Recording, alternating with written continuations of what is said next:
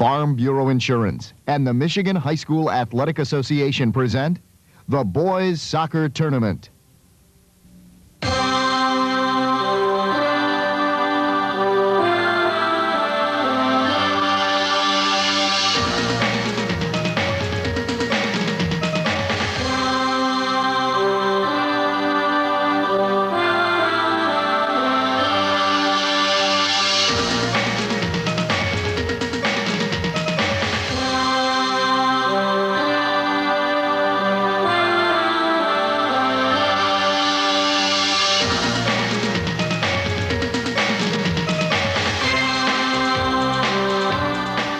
The MHSAA is presented by Farm Bureau Insurance, proud sponsor of the MHSAA Scholar Athlete Award, and by the United Dairy Industry of Michigan, promoting healthy eating habits through the Sports Nutrition Award Program.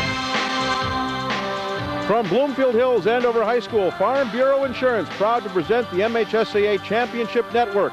Today it's the Division I championship game in the boys soccer tournament between the Rocks of Plymouth, Salem and the Highlanders of Rochester Adams. How you doing, everybody? I'm Mark Wilson along with Joel Epstein, and we are just thrilled to be here with you for the what amounts to the last game in the state of Michigan in boys soccer, as these two teams, a classic matchup, a couple of teams that didn't lose a whole lot during the season get together. And certainly when you talk about Rochester Adams High School and the fact that they're here, I think you bring up one name, don't you, and a guy who's pretty strong, Joel? Well, that would be Ricky Strong, but this could be the match of the millennium. Rochester Adams brings his superstar front line, anchored by Ricky Strong, his 32 goals, but also he's flanked by U.S. national team youth players in Nathan Norman and Simone Amakanda. And Plymouth Salem, they have a little bit of a problem, don't they, for today's game? Well, their problem has been that their goalkeeper is now injured. Tavio Palazzola was hurt in their win over Livonia Stevenson in the semifinal match. He will not be able to play. Instead, it'll be Justin Griffin. He'll play in only his third match, but he did play 50 minutes in the semifinal game against Livonia Stevenson. So something's got to give today with Ricky Strong and Justin Griffin, huh? I would say that it's going to be a major two forces coming together. A lot of times defense wins championships, though. Well, this year it's a Goliath game. A couple of teams that had a couple of great wins and a couple of upsets along the way. We are thrilled to bring it to you, and we're going to do it for you next. So stick around. The starting lineup to this one coming up in a moment. One of your sponsors today on this championship day is Farm Bureau Insurance. Don't you go anywhere. You can't predict. You can't predict when. Your wife has been in a serious accident. Terrible accident. How? We did all we could. But life goes on.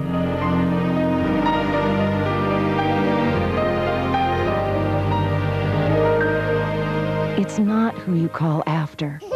It's who you call before.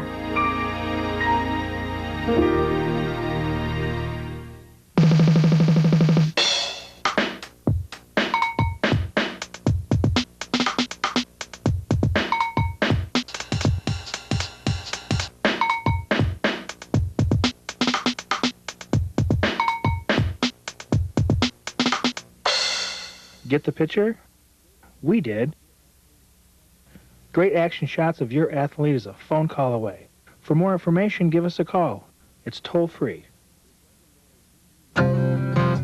It doesn't matter who you are or where you come from in the Army National Guard. If you want to serve your country, if you can spend 1 weekend a month and 2 weeks a year of intense training to be ready when your community needs you, then call 1-800-GO-GUARD and become part of a team that will help you achieve everything you can.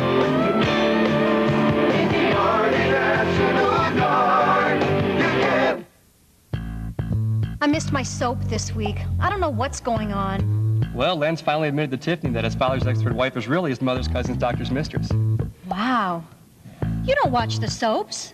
I read the Free Press. If you want to get it, you have to get it.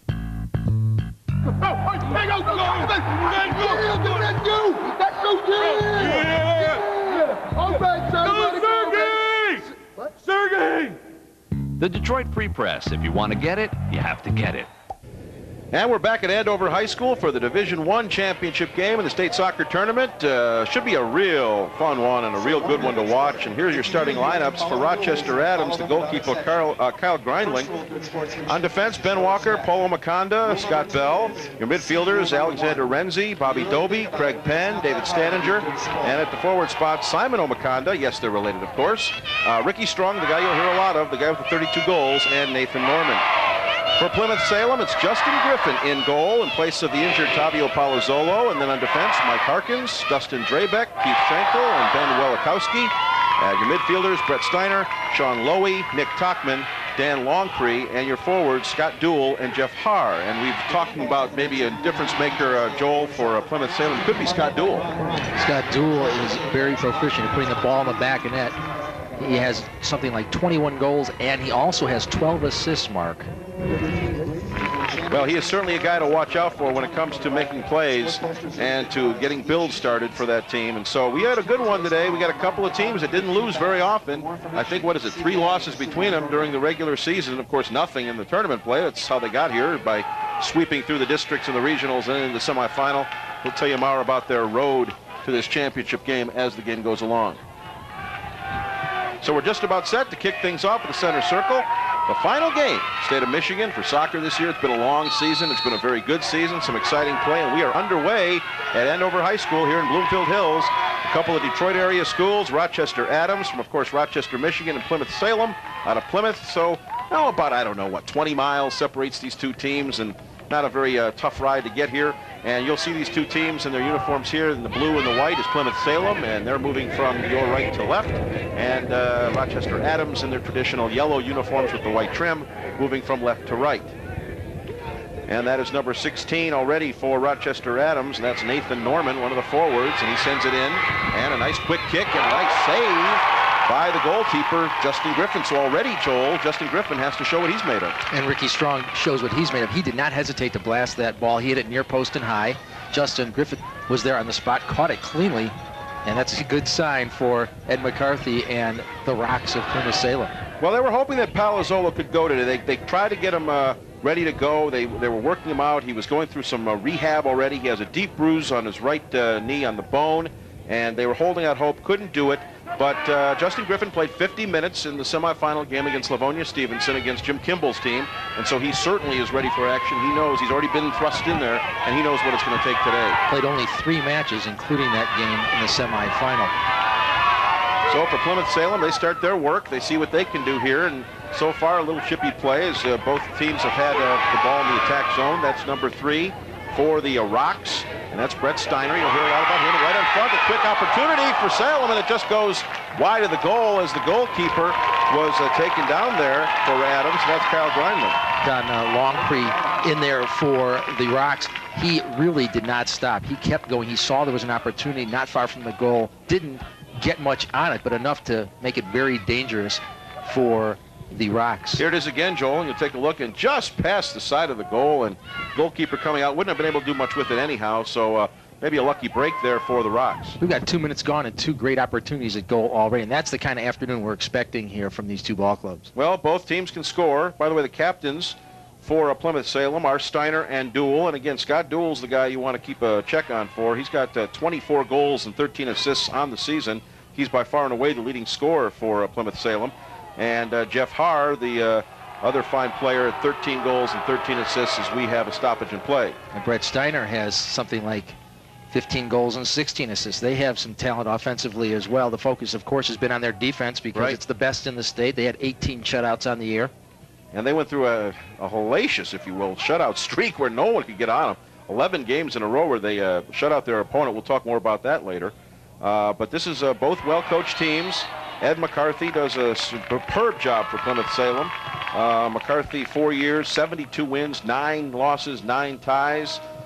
He knows what it's all about out there. Boys soccer is the program out in Plymouth, both Canton and Salem, as you know by now. And Juan Delgado, in his first year as the head coach, a guy from Miami, Florida, went to Sunset High School in Miami. He is 22-1 in his first year, and here it was an opportunity for Plymouth Salem, but the Highlanders are able to get that ball out of there. And again, you're going to see guys all over the field for Rochester Adams. They really do move very well, Joel. They're very athletic. They keep their spacing very well. They keep their focus, and they keep their form. It's hard to find a situation where you're 1v1. You saw a duel going at 2 defenders there, probably the stopper there and the sweeper for Rochester Adams, and it'll be that way all afternoon. Well, Paul Makanda is certainly a good defender, and you'll see a lot of number 3, that's for sure, and you saw him on that last play. See how far back Ricky Strong is. Right, Ricky Strong is almost playing like a defender. And he has the freedom from his coach, Juan Delgado, to play where he feels is necessary at the time. And Mike Harkins for Plymouth Salem is a great marker. He did a super job on Tom Eller in the victory that they had to get Salem to this point. And as I said, we'll talk about their road. But they did beat Livonia Stevenson 3-1. And it was Steiner who actually got the first goal in that semifinal game on a header at 2:46. And then Duell scored twice. And that wrapped it up, the 3 goals and the 2-goal margin for Plymouth Salem over Livonia Stevenson. Mike White, by the way, scoring Stevenson's lone goal, breaking that streak by Pizzolo, where they had not allowed a thing in just a ton of games. And here's another chance and an opportunity, a shot, and it goes just a bit. It's blocked. I think the goalie did get a piece of it, and then it's kicked out. What made it dangerous is he didn't hold it. You saw a shot by Steiner, didn't have a lot of gas on it, but it was going far post. The goalkeeper, Greitling, had to get prone to defend it. It was left out in front. Here's Sean Lowy with a throw-in. This will be like a line drive. He's going to drive this throw and try and see a near-post header on it. Sean Lowy, number 9 for the Rocks. And he gets it in there. There's an opportunity for a header, and it's just headed out, but back to Lowy, and Lowy kicks it in with the left foot. And again, Plymouth Salem keeping the pressure on. And now, nice job of marking there by Scott Bell. And Bell pokes it away, and now we've got a mini break. It was a 2-on-2 opportunity, but number 2, Mike Harkins, the marker, as we said, the great one for Plymouth Salem, gets back in time. But now, here's Rochester Adams with an opportunity. That's a freshman, Nathan Norman, carrying the ball all the way, about half the field there. Pretty good freshman player there, Joel. Awesome. He can really, the amazing thing about him is he's tall, but he's quick. And you don't see that very much in tall guys. It's usually the short guys who are so quick. One thing I think you're going to notice out of this game that we haven't seen maybe in previous years in the finals are 2 teams that really get the ball in quick and get the ball down each other's side very fast.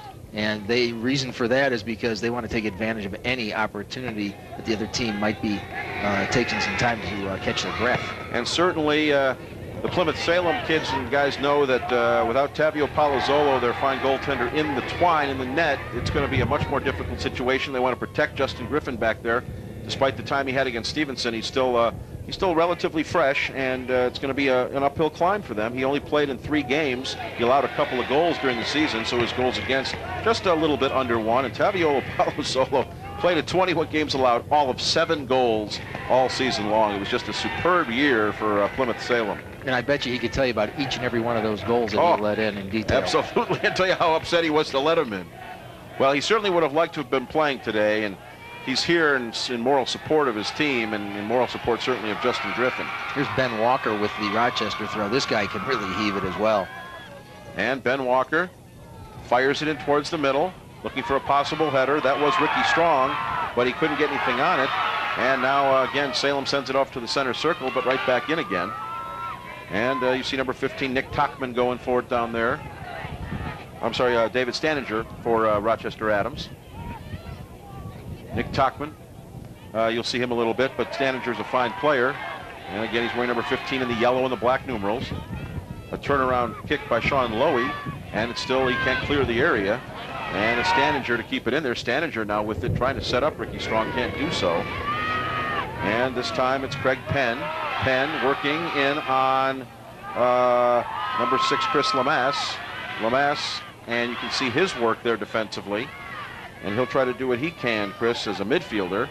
Again, a lot of the guys, like Joel, I think you were mentioning too, will play back a little bit more, knowing that they do have an inexperienced goalkeeper back there and trying to help him out as much as possible. Well, they'll definitely do that on corner kicks because the Plymouth Salem philosophy is let the goalkeeper just mark up into the 6, and then we've got such a strong defense they can cover the rest of the box. Oh, McCanda can't control. It is controlled by Scott Duell, and he is what we said is could be the difference maker today for Plymouth Salem. Scott Duell dueling down there now, and he still has control, but loses it there, and it will go out at that point. The thing that's so difficult about Duell is he has a wide body and a low center of gravity, if you're fighting with him 50-50 for a ball, he's going to use that body to get himself between you and the ball, and it makes it very difficult to defend.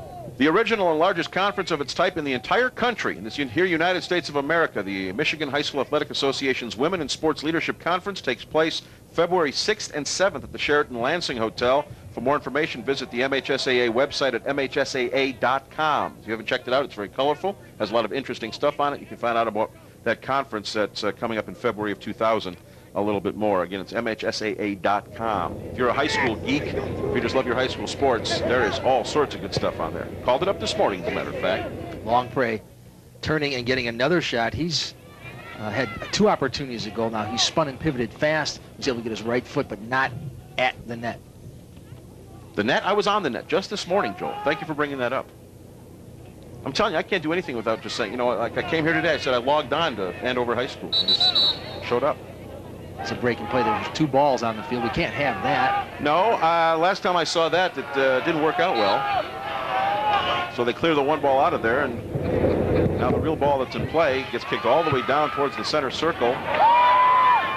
And a couple of nice headers. And this time it's out again as number 5 for Plymouth Salem, Scott Duell, chasing that one down. Just about 30 minutes to go here in the first half of play. We've got no score. Rochester Adams and Plymouth Salem, a couple of powerhouses. And Rochester Adams has made more of a name for girls soccer. It was a nice play there by Kyle Grindling to pick that one up and not allow any further play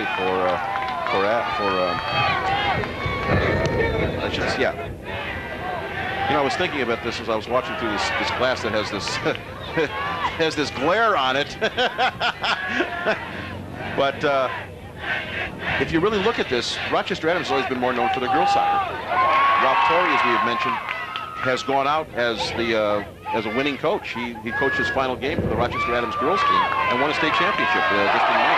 Well, you're looking at the most technically talented team in the state as Rochester Adams boys team now, and they've got a lot of youth on this team, which makes it very uncomfortable for the rest of the Division I coaches. Well, and even you know, even their head coach, you know, Juan Delgado, who's good friends with Ralph Torrey, knows that it would be quite the achievement for the school to have 2 state champions in the same sport in 1 calendar year. It doesn't happen very often, and certainly for Adams, it would show some soccer supremacy starting to happen. You know, you look at the teams that have been so dominant on boys and girls soccer. You look at the Canton Salem schools; they have been. Certainly, Livonia Stevenson has had their share. Jenny Barker was a fine goalie in girls soccer for Livonia Stevenson for Jim Kimball. Here's Plymouth Salem trying to make a move there, and that is, of course, number 5, Scott Duell. We said you'll hear his name a lot, and so far so good, so far right on for Plymouth Salem. And again, Justin Griffin in goal for the Rocks today, and Kyle Grindling in goal for Rochester Adams. And it was Grindling who had to make the big play a little bit earlier to keep this thing scoreless at 0-0. That's where we stand. Ben Walker having a little trouble getting the ball out of the back, just trying to pass it up. He missed 9 games this season due to having 30 stitches placed in his head during the first game. That happened. And Adams was able to go on and recover and have him back in the lineup, and now they feel much stronger that he's back. He's a big fella. Well, sometimes, Joel, you're better off for it. I mean, you hate to see injuries happen, but sometimes your team rallies, and if you can get, you know, if you get a little physical, you can dish it out too. You can take some and you can dish it out too, and I think that's what's happened with Rochester Adams. Well, Adams is a deep team, and you'll see if they happen to get in a position where they have a lead, they might bring in some of the older players on this team, which would be the seniors, to play in the midfield and play more of a defensive role. There you just saw Ed McCarthy, too, talking about one of the better coaches in the state of Michigan, Ed McCarthy, in just his 4th year with those 72 wins in 4 years. That's a pretty good total of wins when you're talking about just 4 years. And they were back here in '97. They were runners-up to Troy Athens, losing in a tight ball game 2-1. And this was supposed to be a rebuilding year. They lost 9 seniors, and Ed thought there's no way we're going to get back, but this defense has carried them a long way. The goalkeeper, Palazzolo, who we will not see today, according to Ed McCarthy, has made tremendous improvement such that he's never seen in a soccer player before. Well, and Ed McCarthy even said, you got to give a lot of credit to his assistant coaches, John Truskowski and Bill Joker. They're both Salem graduates, and Truskowski and Joker know these kids. They know the area. They know the facilities. They know the program, and that certainly has been a big help to Ed. And when you got 2 assistant coaches like that, like Piskowski and Joker, you certainly have a good program going and one that people can rely on. Right now we're seeing Plymouth Salem having more of the ball and putting more pressure on Rochester Adams. Adams has not been able to get the ball through their midfield. What they've been doing a lot of times is more direct, skipping the midfield, and it's been more successful to get the ball to their front line, but they place the ball on the ground. The Rocks have been very, very difficult in the midfield to get the ball here's past. a midfield kick opportunity for Plymouth Salem.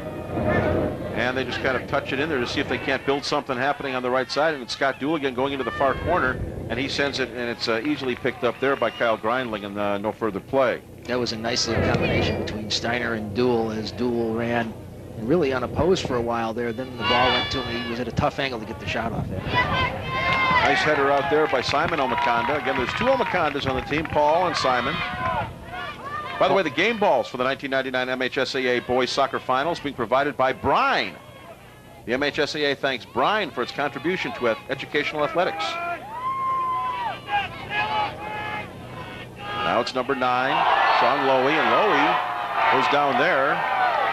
I'll tell Sean you, Lowy not too happy about it. The referee, John Brilla from Royal Oak, is really letting these guys play. There's an obvious foul, but there's been a lot of contact so far, and he's letting these guys see what they can do, give them space to work.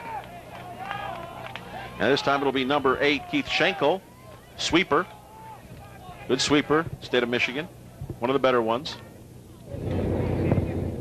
And he's got a pretty good leg on him, too, and Grindling is able to pick that off fairly easily, but a nice job of getting it on goal. Wind really not a factor today. Nope, not at all, Joe. In fact, we said this, if whenever you're watching this and wherever you are, you might say, wow, it looks awfully nice there. Well, it's a beautiful day for soccer and for the championships, and the day we're doing this, a 62, 63-degree day here in southeast lower Michigan. It certainly makes a difference. Guys can play unimpeded. There's no problem with the wind, as you said, and certainly no precipitation, so that makes it a beautiful day. And all things being even, it's a much better way to have a soccer championship. Here's a chance for Ricky Strong, and he actually scored 3 points as he kicked it over the goalpost. Scott Bell coming up from his defensive line to send the ball.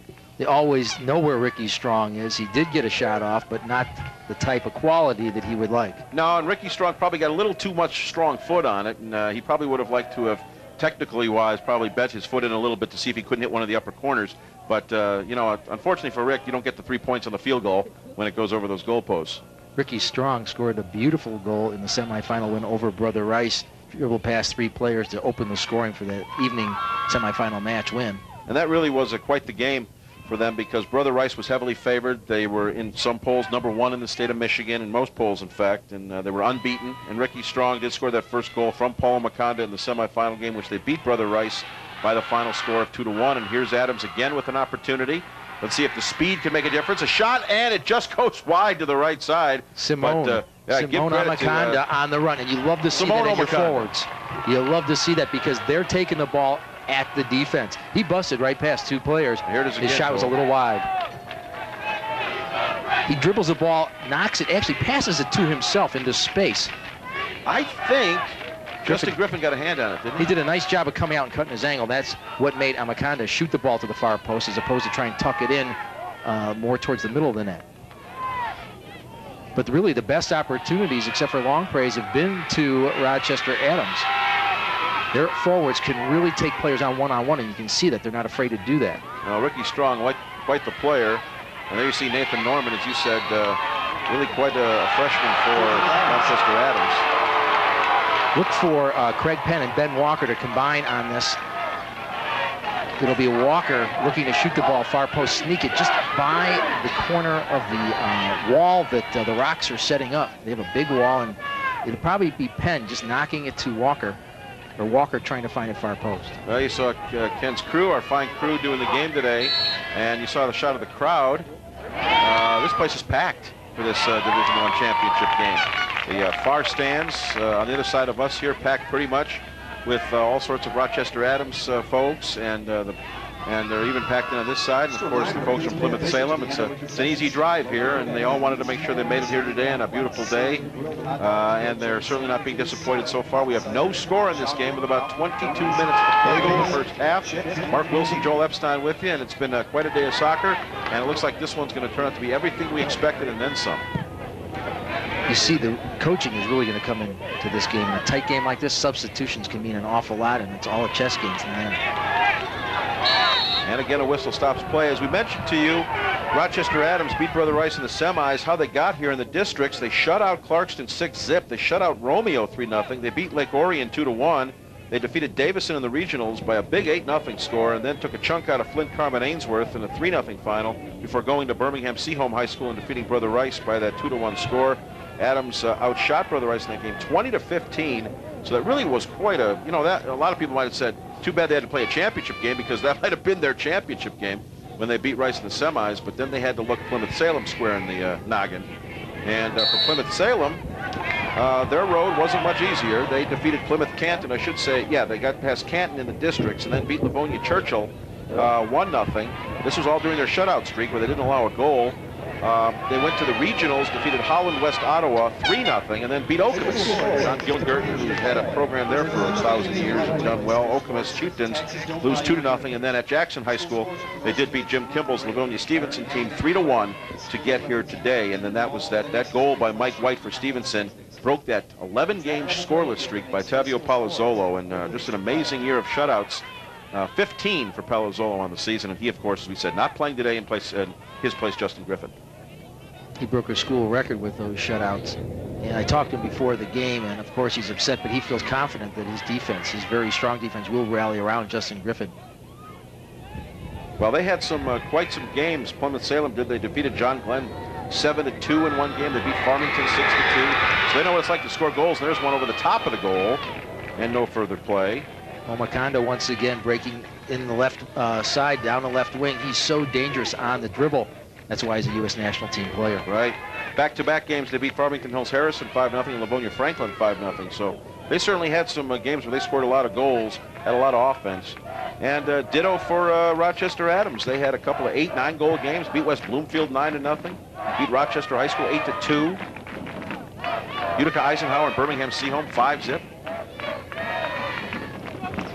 So some chippy play right now as the ball goes out quite often. You'll see that as teams, again, we've said it so many times, get their feet wet and feel each other out in the early part of this game. You'll see the play probably intensify as the game hits the second half. And a little bit of a header there for number 11, Rob Ash, who was in the game. Rob Ash gets in the game and gets a nice header off, but nothing doing for Plymouth Salem.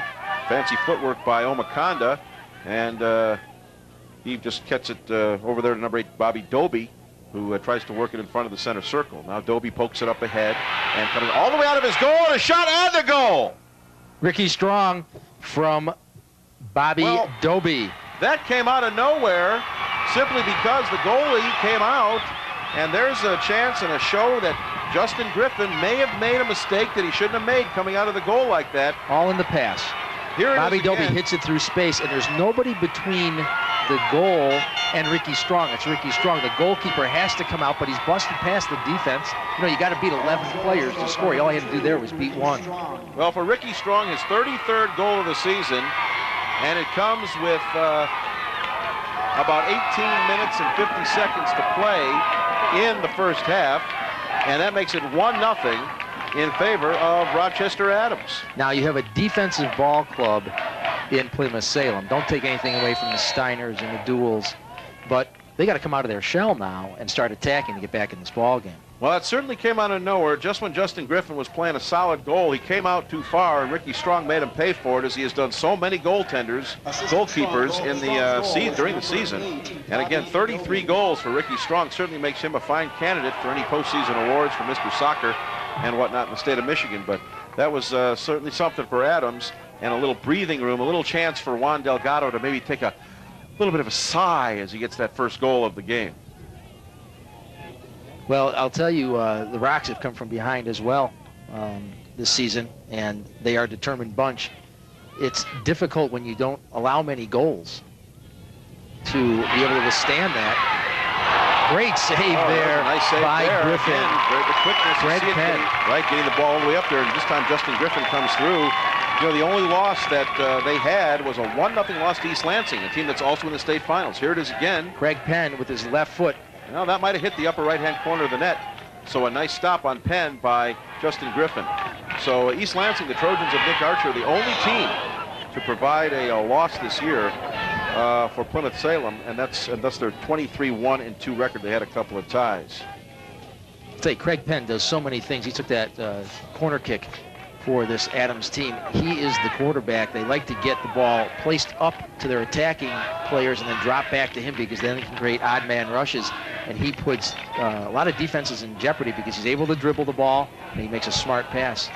Well, Rochester Adams only had the 2 losses. They lost to Troy 2-1, and they also lost to Warren De La Salle 3-0. They tied Lake Orion. So they've had both teams have had great seasons, and the only losses they've had are to very high-profile soccer programs in Michigan. And a nice job there, beautiful job. And now we may have an injury. Number 7 for Plymouth Salem is Dustin Drabeck, and now he's up pretty quick. Looked like he hit the back of his head. He's in fact rubbing his head now. Well, him and Ricky Strong are going at it strong. And Ricky Strong is over 6 feet tall. He has a very wide chest. He's a very strong kid. Drabeck is very tall as well. And that's a physical matchup. You're going to play physical against Ricky Strong if you're going to stop him. Again, a warm day here at Bloomfield Hills Andover High School. We're located on Long Lake Road. So these teams did not have to come very far, 2 Detroit area teams, as we have a lot in Division I championship play. The southeast corner of the state has certainly been dominant lately in both boys and girls soccer. Don't forget, you can catch this game again anytime by jumping on the World Wide Web and visiting Michigan Live's high school sports page. Michigan Live will also provide live and on-demand audio of the MHSAA football and basketball finals this year. Football finals are coming up shortly. The address is easy to remember, www.mlive.com. www.mlive.com. In fact, when you're seeing this, I think the finals might be over. And it would have been another great season of Michigan high school football.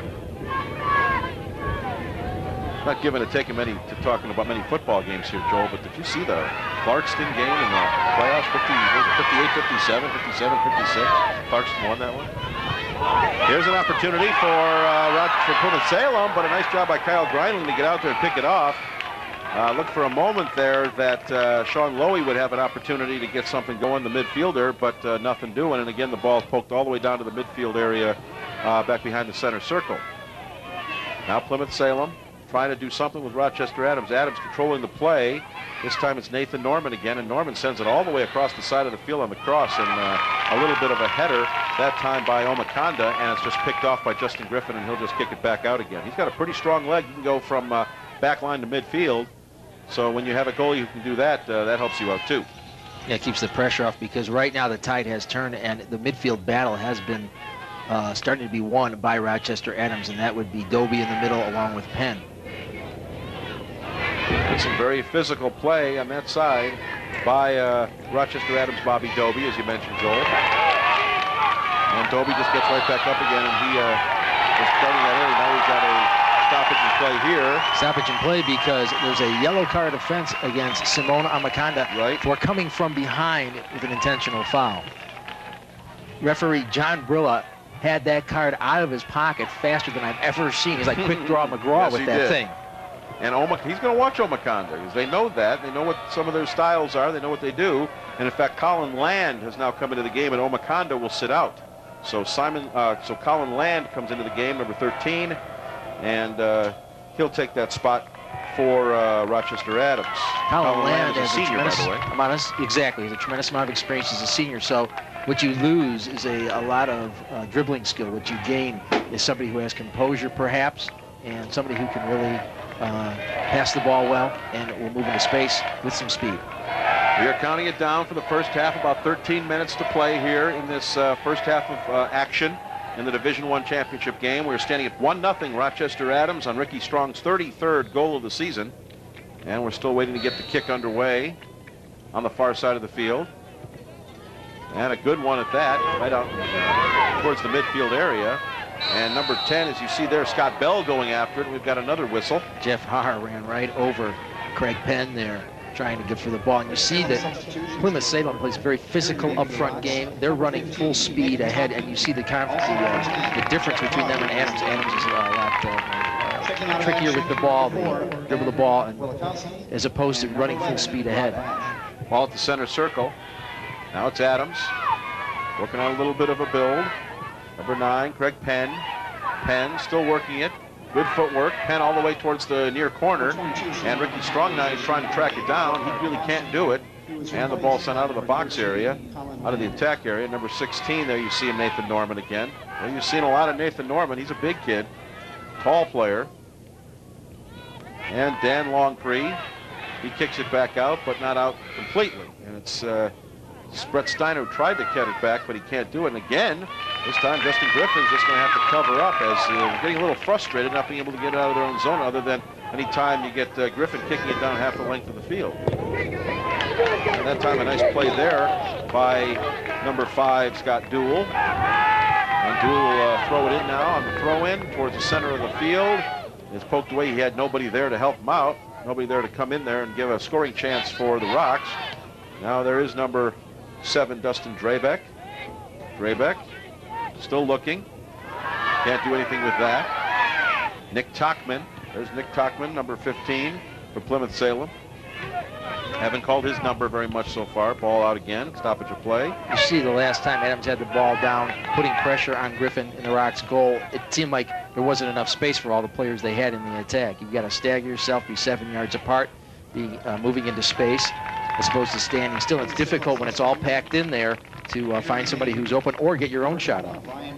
Plymouth Salem was champion of the Western Lakes Conference. They finished with a record of 11-0-1, while Rochester Adams finished in second place in the Oakland Activities Association Division 1. 8-1-1 was their conference record.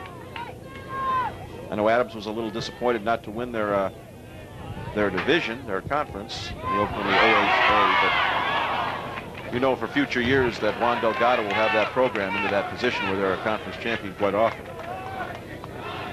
Only the first year for Delgado. What a good first year with a record of 22-1. Assistant coaches Mark Goro and Brad Wing, just like Truskowski and Joker, do a great job helping out that program. And Juan told me he does consult with Ralph Torrey, who did such a super job with the girls for all those years, and as I said, went out a state champion in his final game back in May.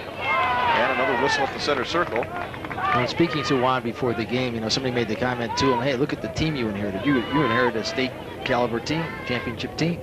Yeah, but look at all of the skill on this team. You have to keep these guys working as a cohesive unit. Right. You can have tremendously talented players. There's not enough soccer balls sometimes for all these guys, but you've got to be able to get those guys and keep them together. Well, great point. Half the battle is making sure that their heads are on straight, that they know that each guy doesn't have to be the star, that there might be a star, and the attention has to be sometimes focused on those people. And that's very difficult to do. If you can convince them, though, that you have something special and that you may be a state champion down the line, it's a lot easier to do it that way. Well, this Rochester Adams team is very tight. They spend a lot of time off the field together. They, as a matter of fact, have dinner a lot together, and that's good to create that cohesiveness. Players get to know each other in a different way than just being on the field together. Videotapes of the final games of the 1999 MHSAA Boys Soccer Tournament are available on videotape for purchase through Advanced Video Service. Each game will be available in VHS format and cost $25. Includes all taxes and handling charges. When ordering, be sure to indicate the sport and class of the game that you desire. Orders may be directed to, get this down now, Advanced Video Service, 5547 Columbiaville Road, Columbiaville, Michigan, 48421.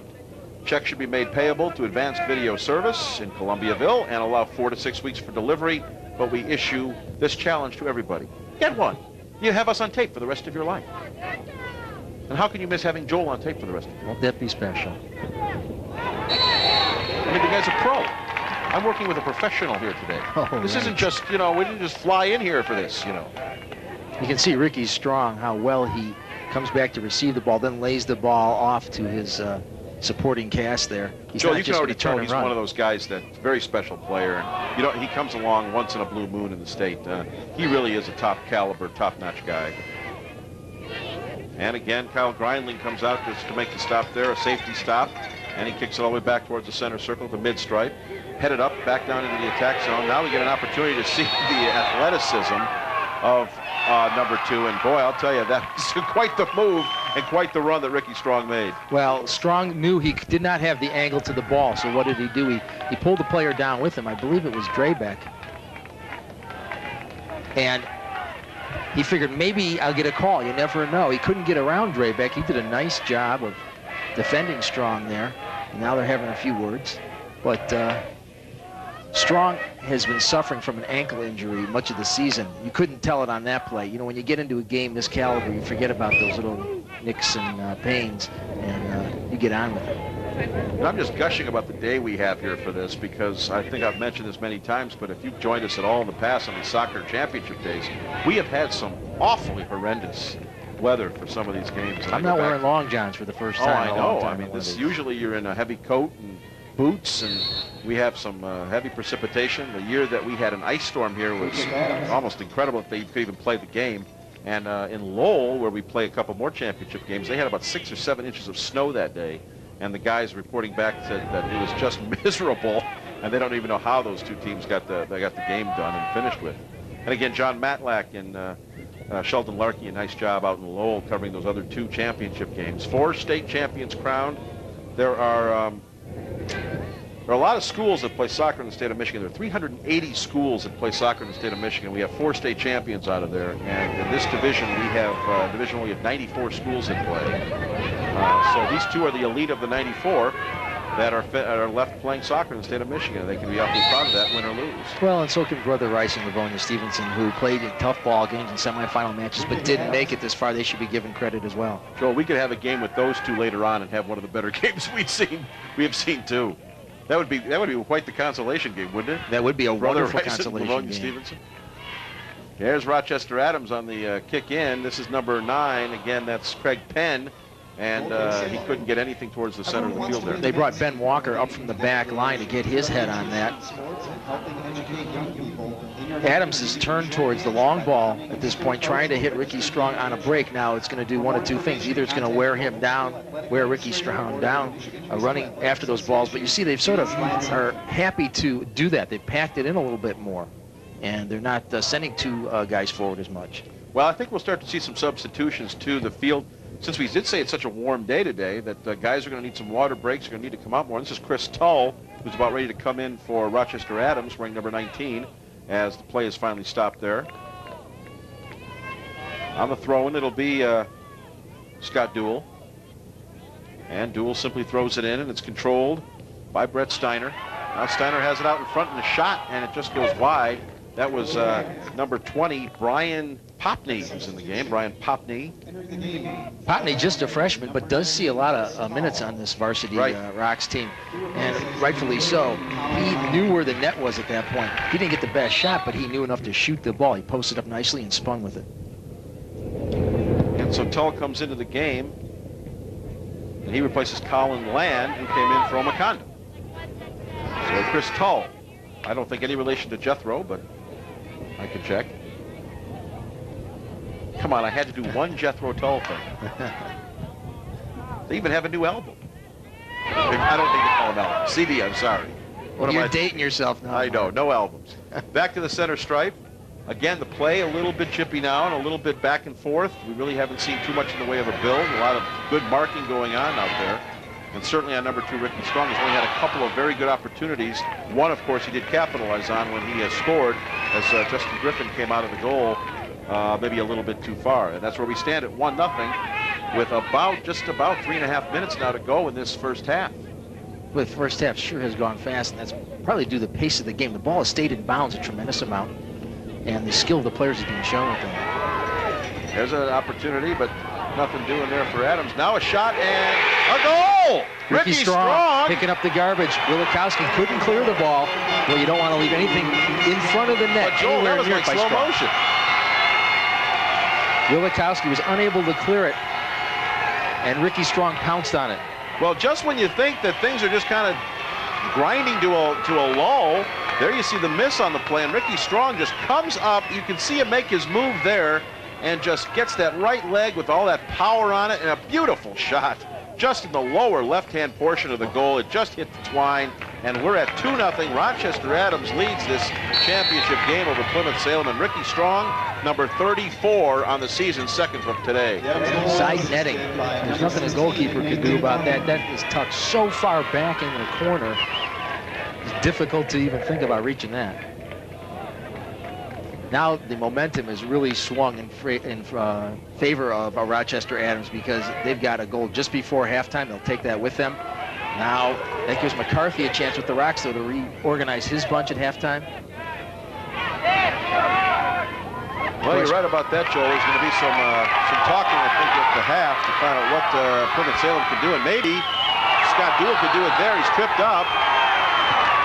Fans are calling for a card on Paul Alacando, but they're not going to get it. It was a fine defensive play just to punch that ball. It was Duell with Walker coming up out of a sweeper position to try and stop him. Boy, you just cannot let Ricky Strong stand around in the weeds waiting to do something on you. No, you can't. You have to make sure that there's somebody stuck to him like glue, and even if you do, he still is very dangerous. Granted, you had the mistake on the whiff, but you have to make sure you know at all times where Ricky Strong is, because he, quite honestly, Joel, he was so far back in the play, I didn't think he could get there in time. I guess I'm now being proved wrong on how athletic this guy really is. And now he's back helping defend. Rocks did not get what they wanted there. They want a little softer chip and a runner to come through and try and put a diving header perhaps on that ball and knock it past Grindling in the Adams net. Both these schools, all their players, for the most part, are very good students. I've always made the claim I was a 4-point student in school, 1 point for each year. Add them up, you get 4.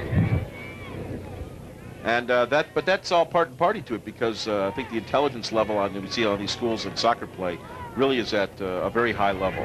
Well, it's the creativity that comes in for each player when they have the ball. It's not a set play. They have to decide how they're going to play, what they're going to do. And coaches can tell you so much, but when you're on the field, they can't really tell you. You've got to go and do it. Beautiful ball there from Steininger to Ricky Strong. Well, as we wind down in the first half here, another opportunity for Rochester Adams right out in front. And they're going to try to, in fact, get the ball back to Ricky Strong, but they can't do it this time, and it goes out there. Many parents, while watching a sporting event with their child, are quick to point out why a play turned out the way it did, like we're doing here, to teach them something about the game. But too many times, nothing is said about examples of outstanding or even poor behavior on the playing surface. Parents, what are you teaching your kids about sportsmanship? That's the question of the day. Good sports are winners because they know that sportsmanship begins at home, and it's not a bad thing to remind them on a consistent basis. Joel, you do that all the time. Don't you remind your kids about that? I have to. Every parent should, but you know, you see things go on, and hey, it's just a game. Again, just a few seconds now left in the first half. Ricky Strong up high, knocking that ball. Rochester Adams' bench was up. They thought that ball was in. I think Ricky Strong is a little gassed right now. He's glad the half is about to end. He can rejuvenate himself because he's been working very, very hard. Well, like you said, the team in blue really has to do a gut check thing at halftime and find out what's going on and why they can't. They're not really getting as many shots as they would like. They're not getting as many builds as they would like. They certainly would like to cross a little better. And so we'll find out what that team does, what Ed McCarthy does at half to change things around and to adjust things. Again, Rochester Adams doing a great job whenever Scott Duell or Steiner gets the ball to midfield area. And now you can see number 9, Craig Penn, kind of wondering why there's no stoppage there. And he's looking around. I think he got whacked a little bit, didn't he there, Well, John Brilla made the right call. Scott Duell just grabbed Rochester Adams' player, I think it was Penn there, and held on to him and worked his way around him. 2-0 our score. Rochester Adams about ready to go at the end of this one to a lead at halftime, and it would certainly be a feather in the old cap there because Adams was looking forward to getting a lead out before the half. They thought that was their strength. If they could get the lead, that they could easily protect it and come out with a victory. They thought a couple of goals might do it for them today. Juan Delgado said, if we can get 2 on them in the first half, and here you are, you got 2 on them. So you wonder if they'll just go more to a defensive style, maybe hold back a little bit more in the second half. Oh, you bet they will. But, you know, 40 minutes is a long time to play. Salem's going to have to find some offense and generate some offense. They're going to have to build a lot better. As you mentioned, they don't have much in the build department. They need to play the ball horizontally, not so straight forward vertically all the time, not so direct, and try and get more players involved. And You're right. Their time. Maybe too much north and south right now and really taking some more time to concentrate on pushing stuff more east and west. You're absolutely right about that. But you have to give credit to Adams' defense. They did the same thing to Brother Rice. It was hard to understand why Brother Rice wasn't generating offense. Well, a lot has to do with the shape that is being played by the Adams defense. They keep their shape. They track back on the players that they need to. Just a couple of seconds to go. That should just about do it. And that is the end of the first half. So our fantastic first half of play for the Rochester Adams Highlanders. They get 2 goals from Ricky Strong, Joel, and they lead this thing 2-0. No surprise to people who are paying attention. Ricky Strong coming in with 32 goals, adds 2 more, puts Adams up 2 huge goals in the championship game. So we'll have a good halftime for you. We got some interesting stuff, so you don't want to go anywhere. That is the end of the first half with our score. Rochester Adams 2 and Plymouth Salem nothing. We'll be right back with much more at halftime. One of your sponsors, as you know, is Farm Bureau Insurance, and this is the MHSAA Championship Network.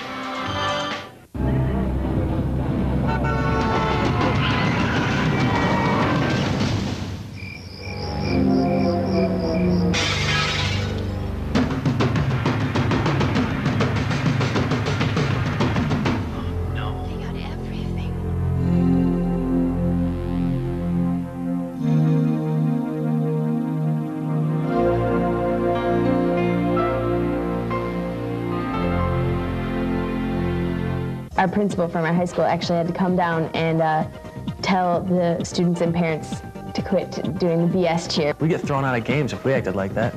I don't know why the adults think they have a right to act that way. The problem with parents showing poor sportsmanship at school games is very real and very serious. And when you don't practice good sportsmanship, it does take all the fun out of the game for us. So in closing, we have just one last message. We need you to be a good sport. One Source Communications is your only source for quality and value. After all, with cellular service, paging, and long distance, what could be more important to you than products you can rely on and affordable prices? They offer the best, like free lifetime warranties, free removal and installations, and free lifetime tune-ups. At One Source Communications, you won't find gimmicks or hassles, just great service. One Source Communications, 888-622-3099.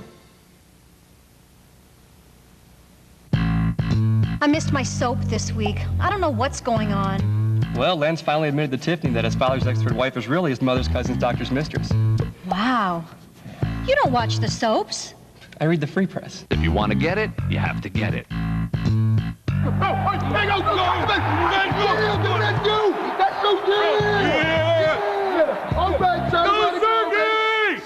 Sergey! The Detroit Free Press. If you want to get it, you have to get it. The MHSAA is presented by Farm Bureau Insurance, proud sponsor of the MHSAA Scholar Athlete Award, and by the United Dairy Industry of Michigan, promoting healthy eating habits through the Sports Nutrition Award Program. Mark Wilson, Joel Epstein back with you at Bloomfield Hills Andover High School. We are at halftime of the Division I championship game and the Soccer State Championships, and the final game to finish the soccer season in the state of Michigan for this year. And Rochester Adams holds on to a 2-0 lead on the bonus two. Ricky Strong, goals 33rd and 34th of the season. We'll talk more about that when we wrap up the first half and preview the second half in a bit. But sportsmanship is always an important part of these games, as you know, and lately school athletic directors across the state of Michigan have had more and more problems with the behavior of parents at educational athletic events. To help parents, this is for your parents now, better understand the need for practicing good sportsmanship at school games, we present what kids wish their parents knew about sportsmanship. Our principal from our high school actually had to come down and tell the students and parents to quit doing the BS cheer. I thought that was really outrageous for a parent to do. When parents from another school were singling out one player from the other team and just picking on him and him and him and him and him and him and him. For everything that's been done to emphasize sportsmanship by athletes and coaches, some of our parents just aren't getting it. Some parents were terrible when I was in youth soccer and basketball. They've gotten worse at my middle school games. What's going to happen by the time I get to high school? There was a time where I saw a mother come down out of the stands and stand on the sideline with her hands on her hips, staring at the referee, like it was going to make a difference. Coming down to the sideline? Was that all she did? I saw a grandparent come out onto the mat at a wrestling meet once and physically go after the official. We get thrown out of games if we acted like that. I don't know why the adults think they have a right to act that way. The spectator can affect an athletic event almost as much as players and coaches. Since players respect the older spectators and alumni, they follow the lead when it comes to sportsmanship. If fans are being obnoxious, the players and possibly coaches might follow. Hey! You stink! 16, you stink! You moron! What? You play like a bunch of jerks! What? Really? Wanna watch that? Hey!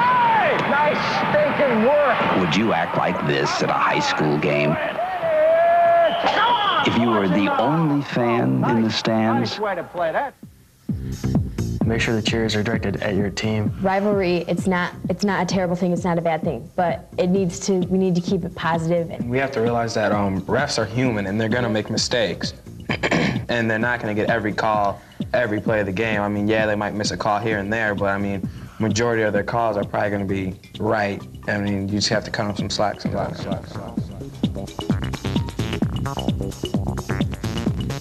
The most basic rule of sportsmanship is respect, and respect doesn't change just because we don't like what the coach does or the officials do.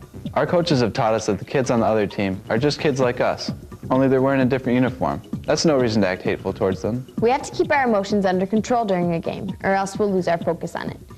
There are ways to get emotional so that you can play your best, and there are ways to be so emotional that your play just goes sour. We are supposed to be sincere when we have our handshake with the other team before and after the game. The parents, friends, and spectators at an athletic event create a competitive atmosphere.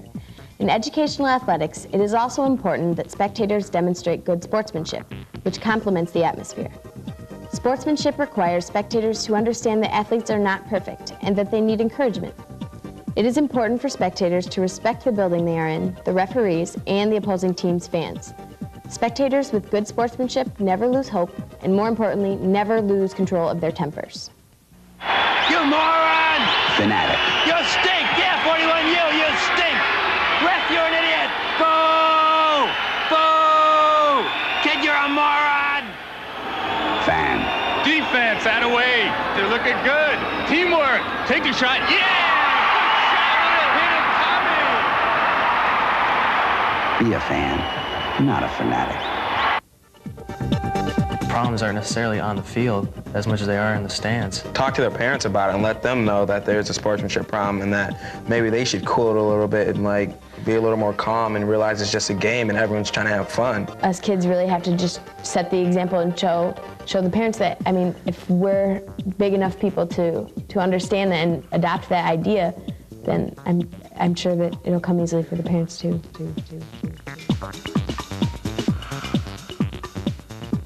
This isn't very realistic, but sometimes I just wish they'd keep our parents out of the gym and the game would probably be more fun. Fun hits it right on the head. We play these games first to have fun. Our parents think we're in it to win all the time and get college scholarships. They need to have fun watching the game instead of worrying about all the other stuff. Not all of our parents are bad sports. It would help, though, if the good sports told the spoiled sports to sit down and shut up when they get out of control at a game.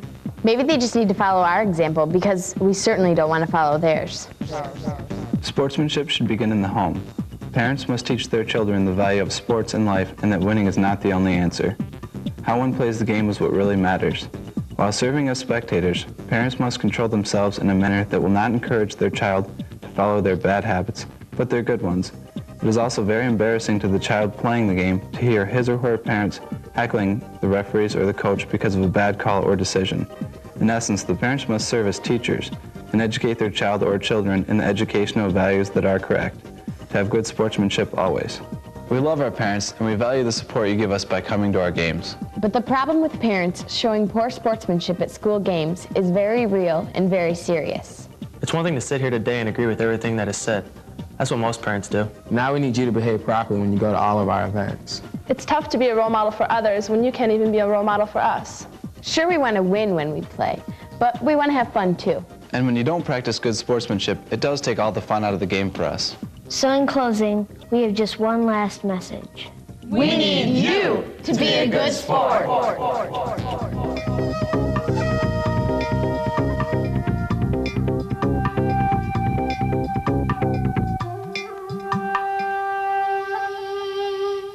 Very interesting stuff. And Joel, you're a parent. Do you know about sportsmanship, my friend? I know about sportsmanship. I'm also an athlete besides being a parent and a coach. And you've got to teach your kids not to break the rules. That's very important because some parents don't know the rules. We're heading to the year 2000, a new millennium, a new time. Everybody should know about good sportsmanship. And the state of Michigan, second to none in their pioneering of that very thing. We'll be back to review the first half in just a moment. One of your sponsors is Farm Bureau Insurance. Don't go anywhere. You can't predict. You can't predict when. Your wife has been Where? in a serious accident. Terrible accident. How? We did all we could. But life goes on.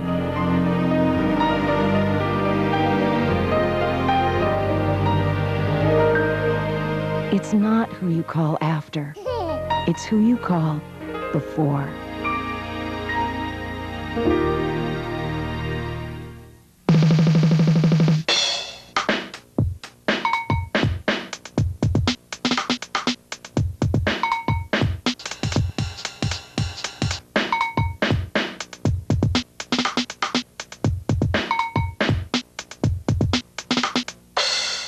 Get the picture? We did. Great action shots of your athlete is a phone call away. For more information, give us a call. It's toll-free. You train hard to be ready to serve when disaster strikes or the nation calls. If you can spend 1 weekend a month and 2 weeks a year in the Army National Guard, training with men and women who believe that being ready is a part of being free, then call 1-800-GO-GUARD.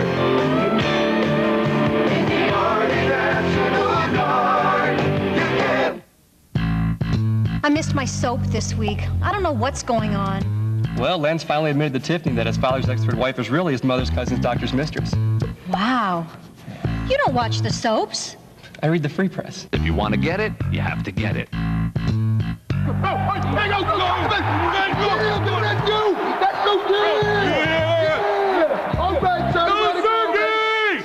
Sergey! The Detroit Free Press. If you want to get it, you have to get it. Well, it's been an exciting Division I championship game so far. Rochester Adams, Joel, with the 2-0 lead. And they have a lead in shots as well, doubling the Rocks' output, 13-6. You can see when we start the second half, Amakonda will be back in the starting lineup along with Ricky Strong and probably Nathan Norman. Those superstars up front are putting a tremendous amount of pressure on the Salem defense. Saves pretty even. Fouls, 9 for Rochester Adams, 7 for Plymouth Salem, and 0 on the corner kicks. And so Ricky Strong's 2 goals, his 33rd and 34th, make the difference, and that's where we stand, 2-0, as the Rochester Adams Highlanders lead the Plymouth Salem Rocks. And we'll have more action. The exciting second half is coming up for you, so don't go anywhere. And stick around for that. Joel and I will be back in a bit. One of your sponsors is Farm Bureau Insurance. I know you'll want to stick around for the exciting finish.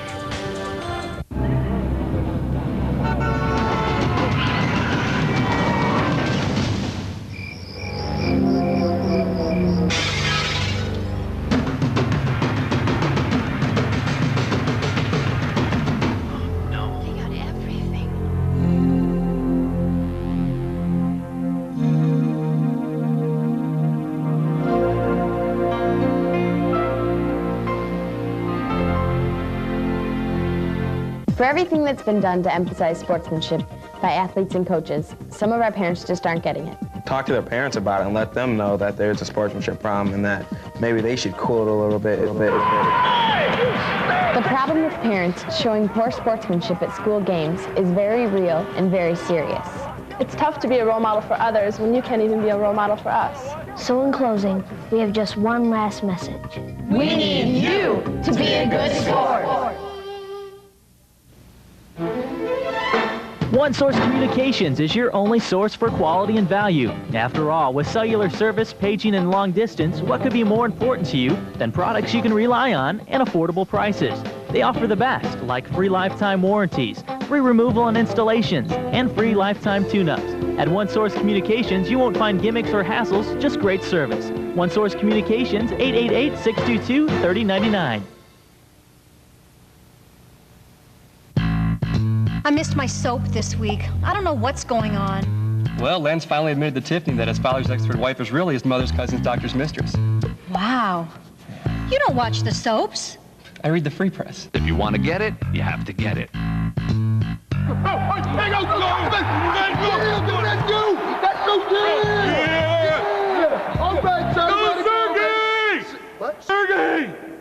The Detroit Free Press. If you want to get it, you have to get it. Mark Wilson and Joel Epstein back with you at Bloomfield Hills Andover High School. It's the exciting wrap-up to the soccer season, if you will, in the state of Michigan, because this is it. Division I wraps it up. And Joel, so far it's been the Ricky Strong show in the first half with those 2 goals.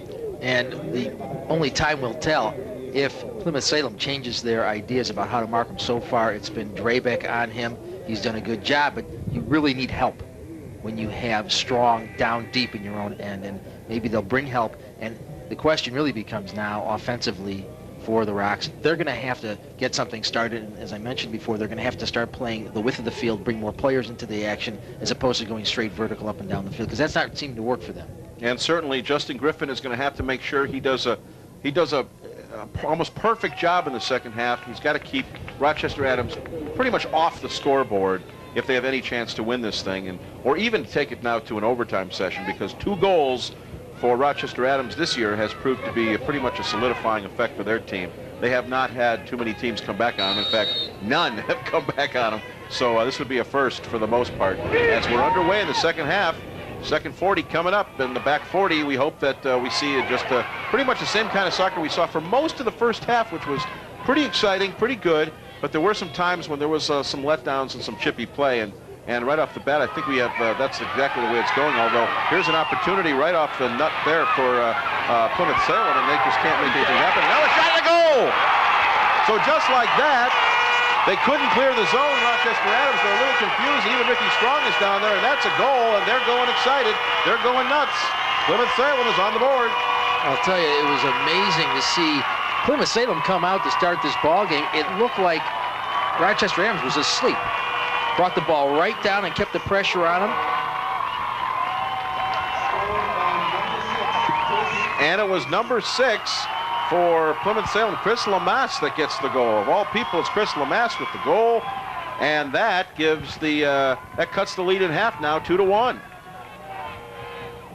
Lamass did not see many minutes, if he played much at all in the first half. He starts off the second half sticking by the front of the goal and getting his nose involved and his feet, the rest of his body. Knocked that ball past Grindling, and now we have a more interesting ball game because Adams has got to go back on the attack. If they lay back, it looks like Plymouth Salem's going to bring it to them. Well, we said the one thing that Rochester Adams could not do was allow an early goal, because an early goal shakes things up and makes Plymouth Salem believe they can come back in this thing. And there's a chance now for Rochester Adams. The ball is poked over the top of the goal. Whistle was blown anyhow. And Dobie blasted that ball into the next county. But I think that goal for Plymouth Salem does one of 2 things to Rochester Adams. Either it's going to wake them up and get them back in this ball game, or the momentum will shift and Plymouth Salem's going to start putting a lot of pressure on the Adams defense. Well, Chris Lamass has played 24 games, including this game today. That is only his 3rd goal of the season, to go along with a couple of assists. So Chris Lamass gets his 3rd goal of the season. Not anywhere near what Ricky Strong has done, but certainly every bit as potent in getting that goal that brings Plymouth Salem back within 1. And he's an outside midfielder, and he found his way right into the center of things at about the 6-yard line. Well, if you were going to say who's going to score the first goal for Plymouth Salem, you either would have said Steiner or Duell or Haar or even Rob Ash or Brian Popney, but instead you get Chris Lamass who scores the goal.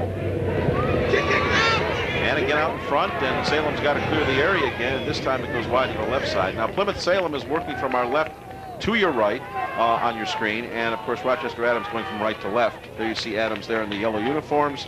That is, of course, number 5, Alexander Renzi for Rochester Adams. Renzi did not get the kind of shot he's capable of getting. He's had some goals this year. We haven't called his name very much today. No, well, he is a very young player, and he's a very a good role player so far for this team. As he gets older, his role will increase, of course, but he's very young, and he's doing a good job of playing on the wing, and he plays a tremendous amount of minutes. He's one of the young guys who really contributes to this Adams ball club. Dustin Drabeck kicked that one out before for Plymouth Salem. If you missed the Division III game, it was Detroit Country Day, a 3-1 champion over Caledonia. And this game might be heading to a similar kind of a contest that game became, which was pretty much a second half, who can do what with it in the second half, and whoever comes out the strongest will obviously have a state championship in their pocket. Walker backing up deep to make this throw in. This is the time when you let it all hang out. Ricky Strong right there on the header, but it goes again out to the far side. Strong's the entire package, Mark. He gets up high. Oh boy, there's a lot of force on that head to go with the rest of his skills. Just when Juan Delgado was relaxing a little bit and felt he was sitting pretty, boy, it didn't take very long, just seconds into the second half for Plymouth Salem to get themselves right back into this one. Again, Plymouth Salem, not necessarily a custom championship play. They did make it as the runner-up back in 1997, so they're here again. In 98, they didn't get that far. In 99, they won a district, but this is it. This is the regional and district. So they're here with a 21-2 record, and that's how they have looked at their career. They've gotten better each year. 96, they had 4 losses. 97, they had the great year where they tied 3 times, but only lost once. 98, they lost 3 times. So Plymouth-Salem is certainly accustomed to regional play and to going deep into the postseason, but this is some new territory if they can get even to tie this game or take the lead, because state championship would mean so much to them, and certainly to Juan Delgado, even though it's just his first year at Adams. Well, Plymouth-Salem and Scott Doolittle brought the crowd back into this one. They were pretty silent for a long time, with Adams taking the lead and holding it. Now every time Doolittle gets the ball and makes a move, you hear the crowd reacting. Ken Johnson, the coach for Plymouth-Salem, when they won a championship in 1995. Troy Athens is the team that beat Plymouth-Salem with Tim Storchbeck in 1997. They beat them 2-1, as a matter of fact. Here's your same score. And Rochester Adams has just quite honestly never been in this situation, and this would be certainly a first for them to win their first ever state championship in their first appearance. On the boys' side. On the boys' sade, right. Girls have done it before. In fact, as we said, the girls finished the coaching career of Ralph Torrey with a state championship back in May. And there's a shot. That's a heck of a kick. That's about as high as you're going to see one in boys soccer. Well, Longpre, you know, he saw that he was wide open there, but he felt the pressure and he heard the crowd behind him. And it's you got adrenaline running through your body in a championship game like no other time in your life. It's hard to corral all that, and that's why you see him. In a practice, he would have laid that ball right on the turf and blasted it in any corner he wanted. Here in a championship game, it was a different story. Now, correct me if I'm wrong, Joel, I keep looking on the Adams side. I did not see Madonna anywhere. Have not seen Madonna or any of her family. Madonna Louise Ciccone, of course, a graduate of Rochester Adams High School. She's gone on to do some things in her life. Playing soccer is not one of them. No, that's probably the only thing she hasn't done, Joel. Although in Truth or Dare, she might have. I'm not sure about that. And that one is out there. And you can see Omakanda, he's pointing that way. Well, I'll tell you, they're just fighting and scratching for each little bit of real estate.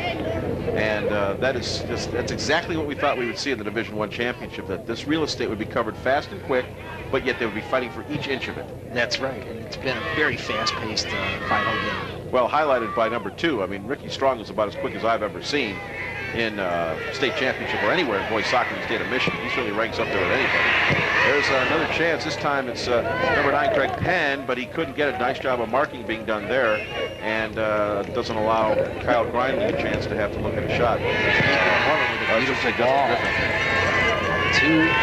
Craig Penn, he found him wide open.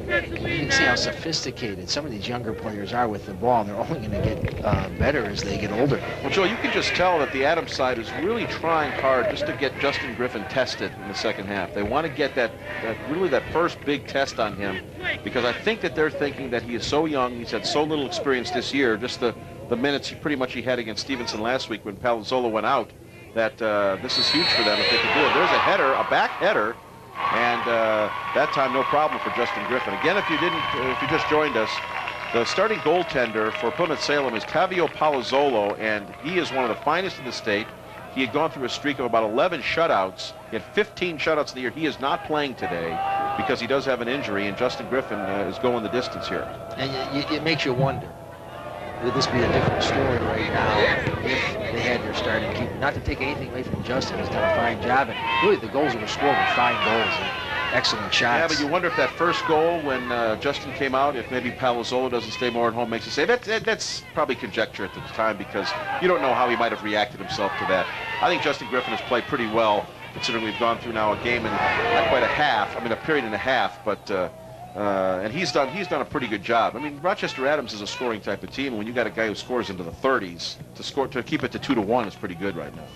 The impressive thing about Griffin is the fact that he can punt the ball a tremendous way, and now he's got the wind at his back a little bit in the second half, and that's going to be a weapon. He's a three-quarter kicker. Yeah. This telecast is a copyrighted production of the Michigan High School Athletic Association. No reproduction of the pictures or accounts of this game may take place without the express written consent of the MHSAA. 2-1 is our score. Ricky Strong with 2 goals, and Chris Lamass with a goal for Plymouth-Salem. That's where we stand. Rochester Adams, the Highlanders, in the lead by a goal, as we are now well into the second half, about 27 minutes to go. And you never know what can happen as this thing unfolds for the final 25. Here comes Plymouth Salem starting something now. It's Jeff Haar. Jeff Haar all the way up. He's got his guy Scott Duell, but it goes out there. And Duell, who's just about as quick as we've seen today, along with Ricky Strong, the two quickest guys maybe on the field. Rochester Adams in their semifinal match versus Brother Rice took a 2-1 lead to the halftime, and they were able to hold it the entire ball game. So they are used to being in a situation where they will try but they are now trying to attack. But later in the game, you'll see them fall back, maybe bring in some of the more experienced, older players to try and hold this lead. Great action there, as you see, from Mike Harkins, who we haven't again called very much today in Omaconda. Mike Harkins, the great marker, and he has done maybe a quietly steady job today on Omaconda. And there he is again, trailing Omaconda. Look out. Omaconda here, and he does get a shot off and puts it on goal, but no problem for Justin Griffin. Harkins was a little late in getting back there, and Omaconda took advantage of that and took the ball deep into the Rocks' defensive end. Couldn't get much of a shot. Paul Omaconda just sends it back to his goalkeeper and now out. And it'll come off the corner. There you see number 5, Scott Duell. He has been all over the place. Got to be a tired guy, especially in, and it's not, we shouldn't say it's boiling hot out. It's not in the 80s or anything, but on a day when you expect temperatures normally in the 40s around here, and you got a day in the 60s and bright sunshine, certainly that's going to take a little bit more of a toll than would normally happen at this time of year in this game. And we're playing this game about a week or so later than we normally do. We normally see the state championships about the first week in November. This time it's the second week in November. So it's just a few days later than we normally would. So certainly had to figure this would be one of those, oh my goodness, what's it going to be like out? And it turns out to be spectacular. Sean Lowy crossing the field to take throw-ins on both sides. And here comes the throw-in from the far side off the running track over there. There's a shot right on goal as it went off ahead. And Kyle Greinling got to make the save for Rochester Adams. It looked like it was Lamass again, getting his head on that ball. Nice save by Greinling. Yeah, it might have been Chris Lamass who was going for his second goal of the game. He has the only goal for Plymouth Salem today. Who was the guy, Joel? Do you remember the guy? There was one, at least, actually, I think there were a couple, but there was a guy who on his throw-in would do it in a cartwell. Do you remember that guy? We had that earlier in the Division III game from a player on Caledonia. It was Palma was able to do that. There's another chance. This is Plymouth Salem, number 4, Ben Wielikowski. Boy, they give Ricky Strong a lot of space here. And Ricky Strong making his move now, Joel. They can occupy 5 players, just the 2 of them at once. And good defensive effort there by Draybeck to stay at home. He did not commit himself. Corner kick, Adams. And Strong was able to get through that time. Well, here comes a corner kick now for Rochester Adams. So Adams will see what they can do on the corner. And our special thanks go out to today's broadcast to the people behind the scenes who make it all possible, our fine crew here.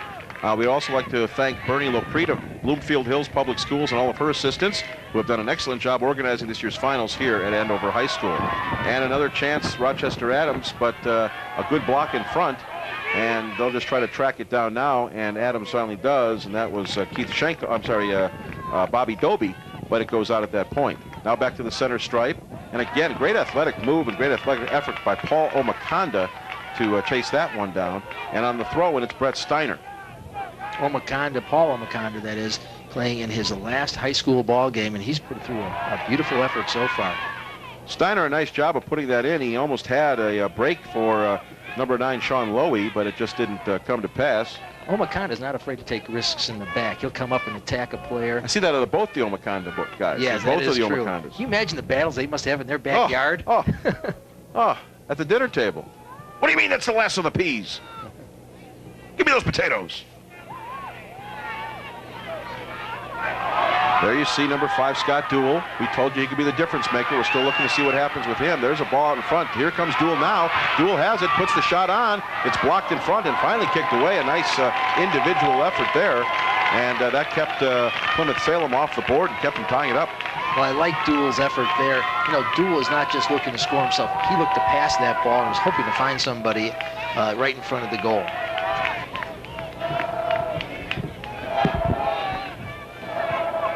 So we've got about 24 minutes and counting now, 25 minutes as we're trying to see through the glare of the sun. You know, we love having the sun out today. It's just taking a toll on the scoreboard. But we'll keep the tab as best we can for you as time continues to move along here in the second half of this championship game. Final game, State of Michigan soccer. Again, it's 2-1. Rochester Adams leading Plymouth Salem. The Highlanders over the Rocks on those two Ricky Strong goals. This time it's number 9 again, Craig Penn, and they lose it out there again. A nice individual effort once more by Jeff Haar. And some really good defense today and some good work by the forwards and midfielders away from simply scoring for Plymouth Salem. The problem is that as you get deeper and deeper into this thing, you don't want to be pressed to score that equalizer. You want to see what you can do about getting that early on and then playing from a 2-2, which would be so much easier for Plymouth Salem in their quest to at least take this to overtime today. Ben Walker doing a nice job clearing that ball as the sweeper is supposed to do, getting it to the outside, and Renzi pursuing it out there. And Renzi's playing a little bit tougher now, a little bit stronger, and the ball right there, just if someone had been in front there might have been a goal, but not this time for Plymouth Salem. It was like Nathan Norman there took one in the head. Salem player got up, got his foot up as the ball was up high. And a nice job, in fact, there by Keith Schenkel, the sweeper, to get the ball back to Justin Griffin so that there was not, they would not allow a scoring chance for Rochester Adams. And now the Rocks still trying to just get something going, whereas the Highlanders have Ricky Strong, and Ricky Strong has it now on the left wing. Ricky Strong with the good footwork, trying to center it up and cross it over, but he can't do it to Nathan Norman, and the ball goes back out again in about the midfield area.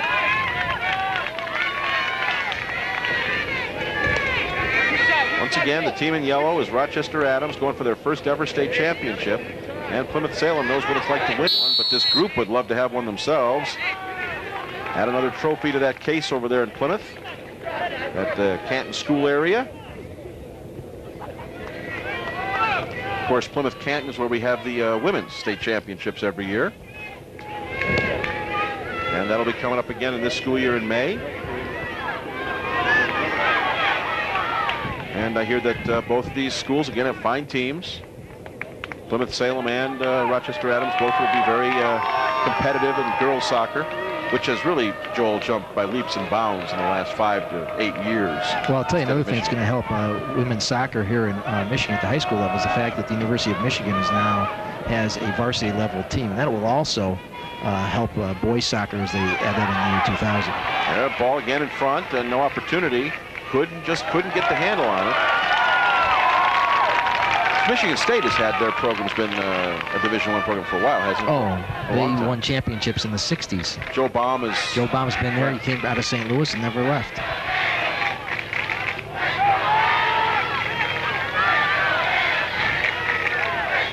About 23 minutes to go now. As you can see, Rochester Adams trying to hold off the charge now from Plymouth Salem. As Salem trying to get something going here. There you can see Ben Wielikowski. Wielikowski has no match at that point for Paul Omakanda. Now Omakanda on the throw-in has a guy down the near side here. That, of course, is Nathan Norman. Norman working one-on-one. Norman with some good footwork. And he probably could have taken a shot at that point, decided not to do it, and he gave up the ball. Goes back to the center stripe. This time it's Jeff Haar for Plymouth Salem. The ball is out there. See Nathan Norman being a little impatient with the ball. You can tell some of these players are getting a little tired, and that's when they start making mistakes that they normally wouldn't make. Boy, I'll tell you, the fans are just great for both schools, though, aren't they? We saw them coming in today. I thought Halloween was still going on. Some guys were running around with Scream masks, you know, from the movie Scream, and they were screaming. I said, well, Halloween didn't end over there in Rochester. Ben Walker will be putting this ball back into play. Adams has done a really nice job of falling back and getting all of their players behind the ball, and now their best defense is to be offensive in the other end and putting pressure back onto the Rocks of Plymouth Salem. And there's the throw-in. I'm still looking for more of those acrobatic somersault throw-ins. I love those things. Circus act. Nice job of header there by Plymouth Salem Scott Duell. And now they're just kind of, it looks like they're teasing each other just a little bit with what they want to do, and that is having some fun was Chris Lamash, who probably feels like a big shot now that he's got the goal. Well, he's playing very well besides the very fact well, yes. that he scored that goal. He did a nice job of controlling the ball there and keeping an excellent player in Craig Penn at bay as he tried to control the ball and find help. One of the newest programs the MHSAA offers its member schools, it's its Sports Nutrition Award, sponsored by the United Dairy Industry of Michigan. During the course of the 1999-2000 school year, doesn't that sound weird? One school was selected in each of the 24 sports the MHSAA conducts postseason tournaments in to receive cash awards for their programs and scholarships for their student athletes. More information about the Sports Nutrition Award may be obtained from the MHSAA office or the United Dairy Industry of Michigan. Their office is in Okemos. What was dangerous about that play there was normally Sean Lowy comes over to take the throw. This time Scott Duell really put Adams them on their heels because he threw the ball in quickly and Adams is still setting up, waiting for Lowy for that long throw. It was a very smart play and caused a dangerous situation. Lowy had a good shot at goal there. By the way, United Dairy Industry of Michigan does a tremendous job. Their office there in Okemos, I used to live right near their office there. Know the kind of work they do. I drink my milk all the time. No wonder why you'd be looking so good. Thank you. I've got healthy bones, too. Ball again towards the center stripe. And again, Rochester Adams just trying to get something going. But more importantly, I think they're really now trying to make sure that they can see if they can get one more time. This is Omakanda with a shot that goes high and wide over the goal to the right side. Omakanda broke behind Wilikowski. He was able to get his body between Wilikowski and the ball, and he just got too much on that shot. But he's been a threat all day long, Omakanda. Very difficult to contain on the dribble. And when you think about having 18 shutouts and the fact that you've got to contend with these superstar players, we're talking about a serious soccer match. Joel, do you think that you see now out of Rochester Adams their want to, if they're going to score, it's going to be on a mistake, but they're going to play as hard as they can defensively to see if they can't keep this thing 2-1? Well, they might counterattack, and they can counterattack with 2 players against 5. And that would be any combination of Nathan Norman, Simone Omakanda, and Ricky Strong. They're going to pack it in, as you mentioned before, bring their midfielders in tight. You don't see Plymouth Salem playing the ball down the flanks. What you see is them using the middle third of the field. So it's easier to pack it in and defend that as opposed to having to spread your defense out, and then it becomes a 1v1 situation. When they're packed in, it's easier to get help. Because I'll tell you what, they don't give any extra points or any extra trophies for winning 2-1. So right now, you know that Juan Delgado is saying, you know, if I've got to win 2-1, that's fine by me. If I can sneak one out, if I can steal one here, that's even better, obviously, to have that cushion. And right now, I think Plymouth Salem is reeling just a little bit. They don't seem to have their offensive legs going. They haven't been able to free up Scott Duell. No, we've not seen much of Duell, and he really plays in the middle part of the field, the middle third. So it'll be interesting to see if they can find him. He has been dangerous once he gets the ball near the 18-yard line, though. Mark Wilson and Joel Epstein with you here at Bloomfield Hills Andover High School. It's a 2-1 game. Rochester Adams leads Plymouth Salem for the state championship. Only one team will come away with this one unless something weird happens. And it'll be a feather in each of them's cap, as we've said before, simply because that they come few and far between. They're so precious, these state championships, that when you have an opportunity to win them, you've got to do whatever you can. And Adams certainly was looking forward to this after their girls won their state championship back in May. And to have 2 in the same calendar year, I'd have to look that up. I don't know how many times that's happened, if it's happened at all. I'm sure it has, but it's fairly rare still, and certainly would be something for that school.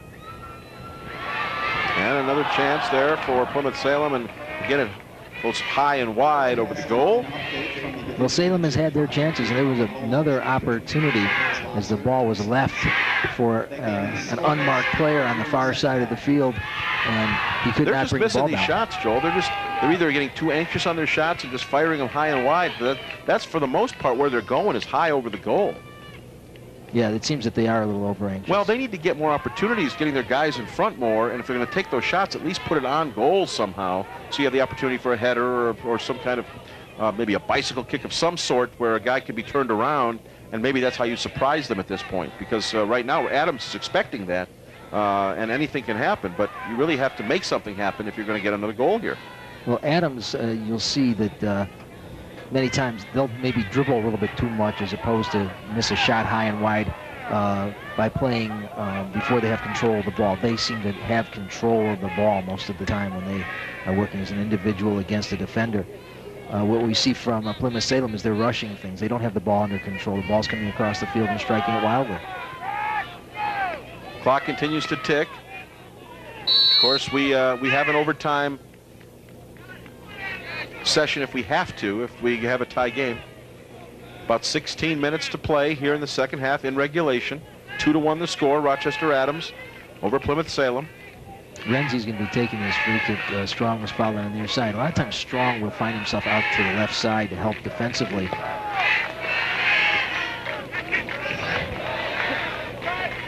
Again, both of these teams had big-time games, big-time wins in the semifinal to get to this point. They really exhausted their teams out, and as you would well imagine, just to get to this championship game, sometimes they always say that you play harder in a semifinal than you do in finals, just because just getting here is so huge. And that ball is out there. And Great again, play by Schenkel there to step in and stop Nathan Norman from getting much of a shot. Adams is in danger right now of being counterattacked because they're pushing so many players forward to try and get that goal that might put this game on ice. That, boy, Scott Duell, he can dash, and so can Jeff Haar. So Adams makes sure they've got to stay a few players back, stay back to keep that situation from occurring. And of course, it was Rochester Adams who even knew that Plymouth Salem's strength was their back four. And, you know, for Scott Duell, too, he was injured in the '97 championship game, and this is a huge game for him. He busted up his collarbone. It was a rough game. He also committed a foul in there that was a bad one. He wants this badly. I mean, he did not have a good game, admittedly, that day. And this was the game for him. And he has played consistent. He just hasn't gotten on the scoreboard yet. And there's something about Scott Duell right now that says, you better look out, Adams, because he's going to be gunning for that net at some point here. Well, he knows one speed in one direction. It seems to be fast and straightforward. He's a tough player, and so far he's been held in check. Ball again through the center circle. You know, Adams has not won a district game in 19 years. Right, no. So you think about... This was huge. Yeah, the trip that they've made here is tremendous. No, you're absolutely right. I mean, Rochester Adams men's program it was down. And then all of a sudden, boom, here comes this season in which they had this outstanding year, and then they win their district, they win the regional, and their first ever trip to the finals. I mean, so this has been big for the whole school. I mean, you know the guys, they didn't want the women to get all the kudos and the accolades. They wanted them to have a little bit of that stuff. I was talking to the Adams trainer before the game, Mike Fabry, and he was telling me he's never seen in 10 years of being at the school spirited like this attached to any single event other than this soccer. Well, but it's big, Joel, to the idea that you can win a women and a men in the same sport in the same calendar year. I mean, if you really think about it, outside of basketball, there aren't a lot of sports you can do that in to begin with. Swimming, you can do that in, but there isn't much else. Not many men's high schools have gymnastics programs, so really you've got soccer and swimming, and this would be so big for Rochester Adams. Now here comes Plymouth Salem working on a bit of a 3-on-3, and the opportunity just eludes itself, but there is a chance because number 10 did get in there, Jeff Haar, and now the ball goes wide to the near side, so Jeff Haar did have a chance, just a little bit of a chance to break through there and tie this game, but he just couldn't get it. I'll tell you, Scott Duell, who just took that shot, made an incredible one-touch play to get Jeff Haar open and give him the opportunity to equalize this game. Duell really showing his intelligence with that one-touch play. It's not uncommon to gather next to the playing court and feel and wait for an opportunity to get into a game, as you know. That chance is waiting for you right now. You can help kids in your community in the process by becoming a school coach or registered game official. Join the action, won't you? For more information, contact your local school athletic administrator or the Michigan High School Athletic Association in East Lansing. Well, Scott Lamass was just replaced by Ed McCarthy from the Salem team. And for Rochester Adams, Andrew Glenn is about ready to check in for the Highlanders. I've not seen him today. No, I don't think we've seen Andrew Glenn yet. Dustin Drabeck, I think he's played most of this one. He's gone almost the whole way. He's got to be a tired guy. Yeah, especially dealing with Ricky Strong. Yeah, Sean Lowy. A lot of guys have played a lot of soccer, a lot of minutes today, as you may well expect in a championship game. Go with your best. And if you can get a lead, maybe get the other kids in so they can see some time until they play the state championship games. Of course, later on in life, they'll be a star in the state championship game, which scored 12 goals in the state championship game. Now here's a chance for Plymouth Salem as they start a little bit of a run up the right side, up the right wing. That's Scott Duell. Here comes Scott Duell. Look out for number 5. Scott Duell in front, but it's poked away. Nice job by Rochester Adams of staying back and keeping their guys back and protecting the goal. And so nothing happening there. Well, Paul Amakana gambled to beat Scott Duell at about the 30-yard line, 35-yard line for that ball. He lost that, and Duell took off running towards the net held by Rochester Adams. Couldn't get a pass off or make much out of it, but he had so much territory to run there. That's got to put a little fear in Juan Delgado's heart on the Adams bench. 10 minutes and about 40 seconds. 10 and 40 to go for the second half in regulation. 10 minutes till Rochester Adams wins the state championship unless Plymouth Salem can get that equalizer, get that tying goal in here somehow. They've had a couple of minor opportunities, but just haven't been able to capitalize. I would look to see Juan Delgado start bringing some of the older players that he has in his lineup, and I see 3 of them walking to the table right now to try and maintain this lead and bring them into the midfield and defensive positions to really... Chris Tull and Rob Wing is who you're talking about there, Joel, about ready to come back in. And a nice job there to keep, again, them out of the goal. Goalkeepers have been so important today, and we haven't even seen the best, maybe the best in the state, in Tavio Palazzolo because of his injury. And Palazzolo only a sophomore, so there's opportunity. We will see him later down the road. And now Rochester Adams, who we haven't seen on the attack in a bit of time, finally gets the ball into that area on the far side. And it has been a while since we've seen them in their own offensive attack zone. Here comes the substitutions now. Andrew Glenn will check in for Rochester Adams. And as we said, Chris Tull will also check back in. 2 seniors replacing 2 underclassmen. Yep, Alexander Renzi checks out, and so does Bobby Doby. And Doby gets a nice hug from his teammates. 2 sophomores coming off the field. Guys who will be a part of this program for a couple more years. Guys that Juan Delgado knows he can turn to for maybe a couple more of these opportunities to get into a state championship game. These are guys that this experience is invaluable playing at Andover today. If they can replace Ricky Strong, that's the question. That's true. But they've got 2 U.S. national team youth players with Simone Amakanda and Nathan Norman. If those guys can't do it, I don't think anybody in the state can. Well, Ricky Strong is the difference today. He's got 2 goals. He scored his first very early on in the game, and that gave Adams a 1-0 lead. And then with about 4:40 to play in the first half, it was Strong again. His 34th, 2-0 lead at that time for Adams, and then it was Chris Lamass just getting underway in the second half that cut that lead by 50%, made it a 2-1 Adams lead over Plymouth Salem. See Ricky Strong with the back heel off of a Plymouth Salem hand inadvertently. Referee John Brilla did not make the call. Didn't feel that it was intentional. And that was not a good kick by Justin Griffin as he put it out not even quite to the halfway point to the mid-stripe. And so Rochester Adams has a pretty good position down there, and the ball goes out again. Referee Brilla was joined today by Michael Yassine as a linesman and Bruce Masney, and the alternate is Antonio Evola. Counting it down now on the scoreboard. Just about 8 minutes to go. 8 minutes to go for this second half in regulation. 2-1 our score. Rochester Adams hanging in there, hanging tough on a warm, nice day in southeast lower Michigan. And again, we get a whistle.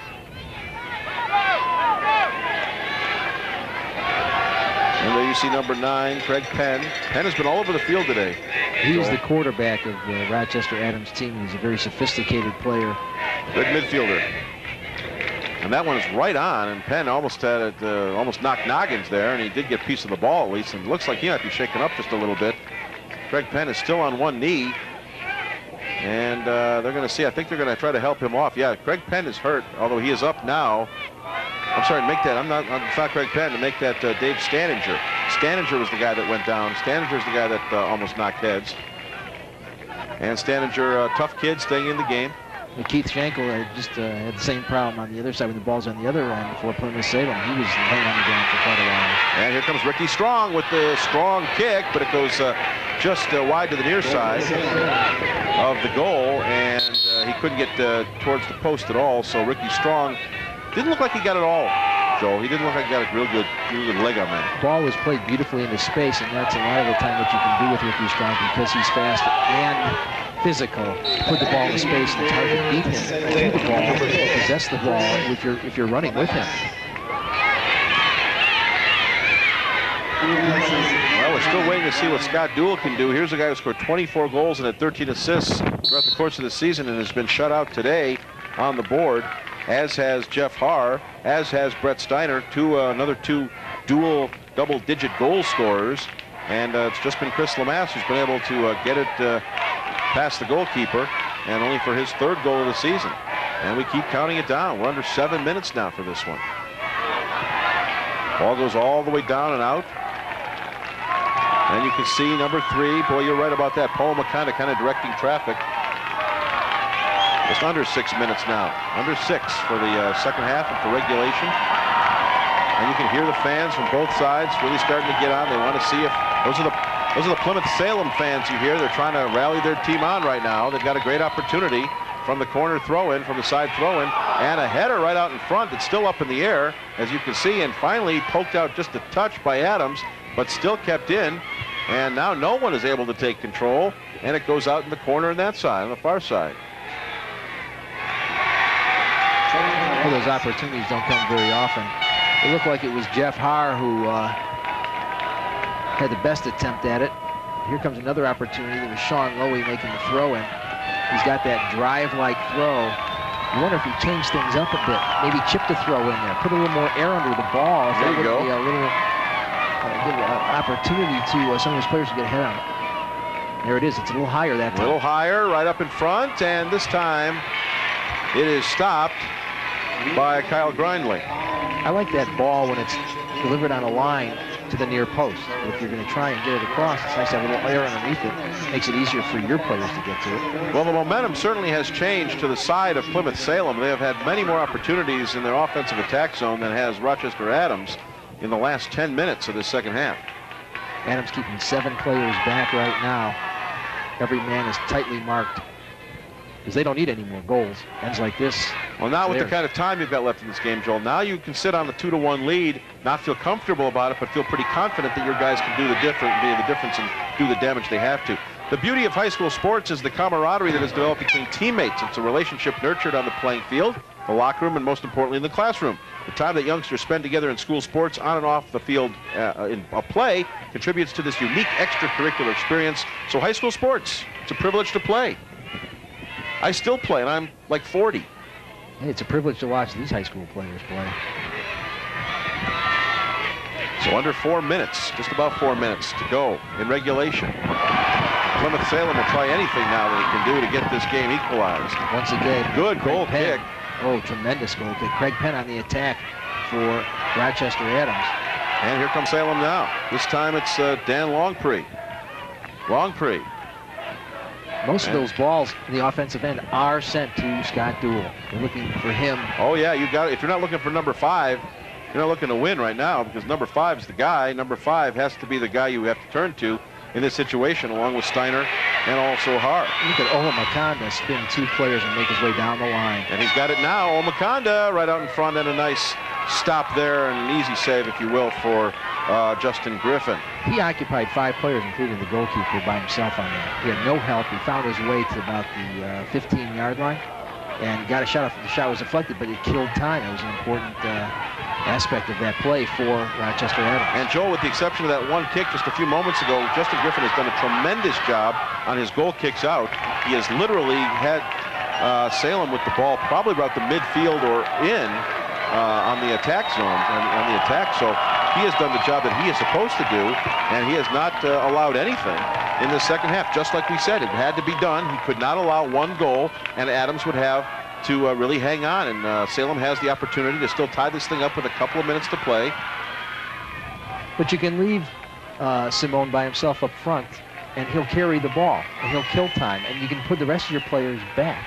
Now you don't see much of Ricky Strong. He's playing in the back, helping out defensively. Clock continues to wind down. Not much time left for Plymouth Salem. 2 minutes now to go. 2 minutes to play in regulation. 2 minutes to play for a state championship for Rochester Adams, holding on to their 2-1 lead. Every bounce of the ball, every movement, every kick, so precious now for Adams. You know they're just sweating it out, hoping to get that clock can't run down fast enough for them. And for Salem, that clock is looking like it's moving at double speed. For Adams right now, that thing's going 1, 2. And the ball's kicked out again onto the track. Scott Dool, unusual. He's going to come out of the middle of the park to take this throw, and usually you want him to be the target. You want him to have the ball. Don't forget, we'll have post-game activities for you, so stick around for that. No matter what happens here, or if Plymouth Salem can score, we'll have an overtime session for you. But right now, a good job of getting that ball out of the area. That's what Adams has to do. The Adams fans can start to feel it. They can feel it building a little bit up. But they're going to have 2 state championships in the same year from their boys and girls school teams. And that certainly would be something else at that school to have a couple of trophies in the case, boys and girls soccer in the state of Michigan for calendar year 1999.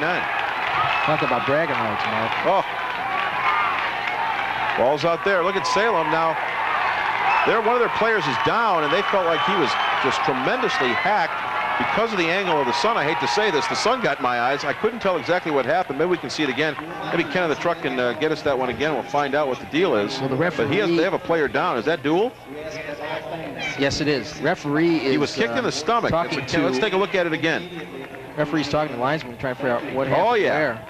Oh, yeah. Was it in the box? That's the question. Because if it was in the box, then we got a penalty shot. A penalty shot. But I think that it was just outside the box. Well, now, wait a second. They're checking it now. Just outside the box. The Rochester Adams folks are screaming no. The Plymouth Salem folks started to scream that there was a penalty shot, should have been invoked. But not this time. It's going to be outside the box. We've got 40-some seconds left. Yeah, only about 42 seconds to go here. Here it is. This might be the last good effort for them, and they just couldn't capitalize on it, but they do keep the ball in. Plymouth Salem still has an opportunity. Here it is, and a header is out. Here's another chance, and kicked away. And now the Rochester Adams folks can maybe breathe a little bit easier as the ball goes over to the mid-stripe.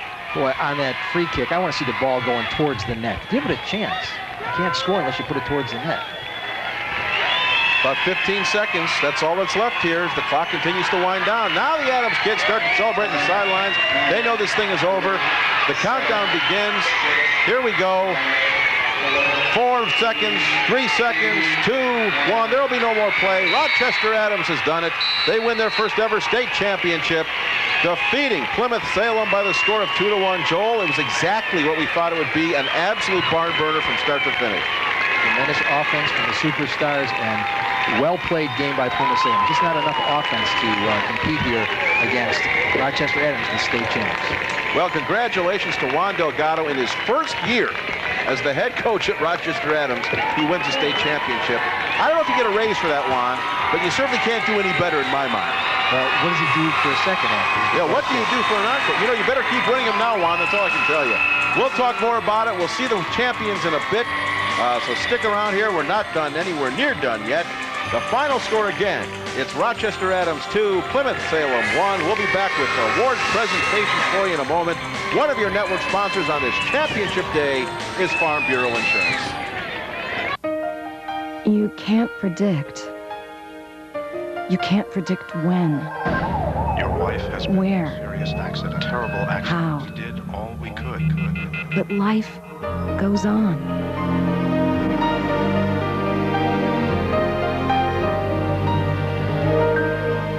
It's not who you call after.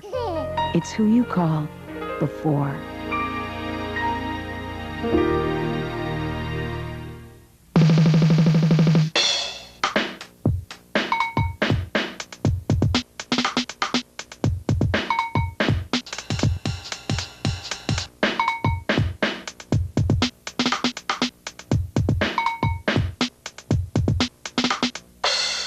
Get the picture? We did. Great action shots of your athlete is a phone call away. For more information, give us a call. It's toll-free. It doesn't matter who you are or where you come from in the Army National Guard. If you want to serve your country, if you can spend 1 weekend a month and 2 weeks a year of intense training to be ready when your community needs you, then call 1-800-GO-GUARD and become part of a team that will help you achieve everything you can.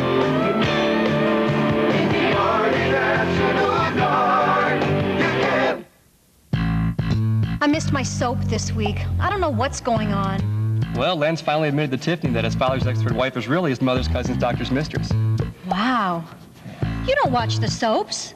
I read the free press. If you want to get it, you have to get it.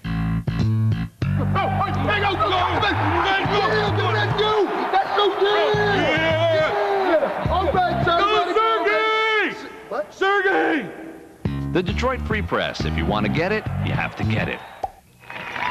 What a way to finish the high school soccer season in the state of Michigan on a beautiful day at Bloomfield Hills Andover High School. Mark Wilson and Joel Epstein with you, and it was Rochester Adams just holding on by the hair of their chinny chin chins, I guess you could say, Joel, because Ricky Strong scored a couple of goals in the first half. Chris Lamass got one back right away at the start of the second. We thought, you get Scott Dool involved here, and maybe we have a tie game or something else happening, but give credit to Adams, their goalkeeper, and the defense. They did a great job. They really did, and they won the semifinal in the same fashion, 2-1, building a lead and then being able to sit on it, which is what they did. They pack it in with their older players late in the game. They take out some of the younger stars. Younger stars will be back here, I guarantee, in this tournament. Oh, you know that. The next few years.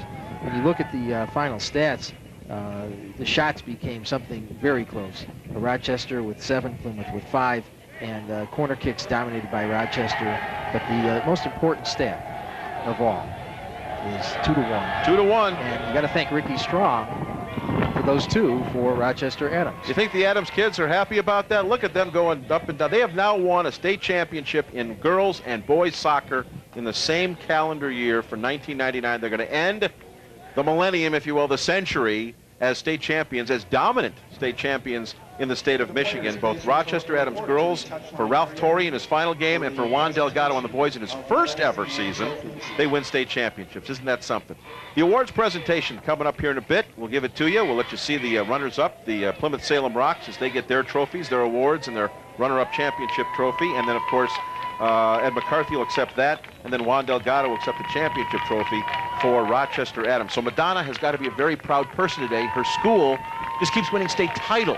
And I bet I hope she gets the news in California. You're going to call her and let her know that. No, but her parents still live around the area. They can call her, and her brothers still live in Detroit. I thought you were like close personal. You keep mentioning. I thought you were close personal friends with her. No, I have never met the woman. Oh, you have? No, but she talks loves it when about you all the time. No, she loves about it when I talk about me. it. Does she? Yeah. She mentions me all the time. Ladies and gentlemen, before the presentation of the championship. So really a great effort by Rochester Adams to get the victory here today by the final score of 2-1. We're going to listen to those awards presentations. Jeff Parkinson's going to do that for us. Let's go down to the field now as both teams getting ready to get their trophies on this beautiful day in Southeast Lower Michigan. At this time, we direct your attention to the team bench area, where Sue Martin, Assistant Director of the MHSAA, will make the awards presentation.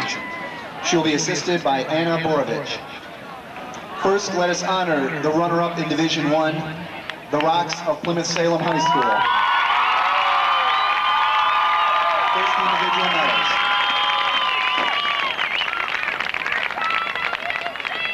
Number 2, Mike Harkins. Number 3, Brett Steiner. Number 4, Ben Wilikowski. Number 5, Scott Dool. Number 6, Chris Lamass. Number 7, Dustin Drabeck. Number 8, Keith Schenkel. Number 9, Sean Lowry. Number 10, Jeff Carr. Number 11, Rob Ash. Number 13, Shane Smith. Number 14, Jared Lamborn. Number 15, Nick Tockman. Number 16, Jeff Flora. Number 17, Jeff Bennett. Number 18, John McClone. Number 19, Kevin Savitsky. Number 20, Brian Hoppany. Number 21, Dan Amos. Number 22, Daniel Longpree. Number 23, Fabian Gustafson. Goalkeeper, Tavio Palazzolo. And goalkeeper, Justin Griffin.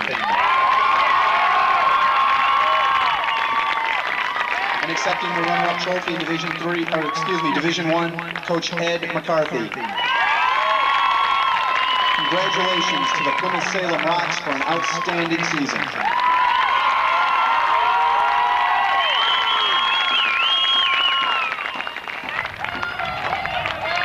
And now for the 1999 Division 1 Boys Soccer Champions, the Highlanders of Rochester Adams High School. First, we will present individual medals. Number 2, Ricky Strong. Number 3, Paul Omakanda. Number 4, Chris Johnson. Number 5, Alexander Renzi. Number 6, Mylan Devon. Number 7, Matthew Norman. Number 8, Bobby Doby. Number 9, Craig Penn. Number 10, Scott Bell. Number 11, Billy Fortin. Number 12, Andrew Glenn. Number 13, Colin Land. Number 14, Mark Aschenfelter.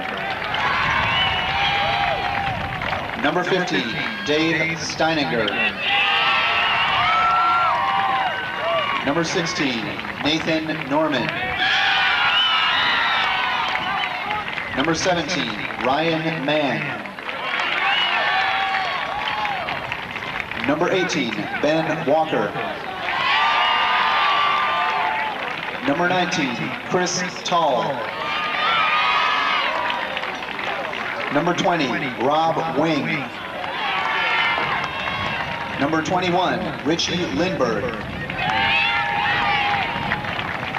Number 22, Simone Omakanda. Goalkeeper, Ryan Haberland. Goalkeeper, Chris Reese. And finally, goalkeeper, Kyle Grindling. And accepting the Division 1 championship trophy, Coach Juan Delgado.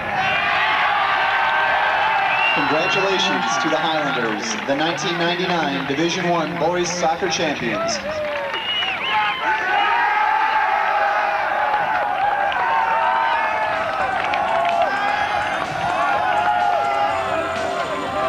The Michigan High School Athletics. Kyle Grindling and Ricky Strong and Juan Delgado, three of the star people for Rochester Adams, and there they are, and they are doing the big Watusi tonight. I'll tell you that, because they get themselves a state championship. We'll be back to wrap things up from Andover High School in just a moment. One of your network sponsors is Farm Bureau Insurance. Stay with us.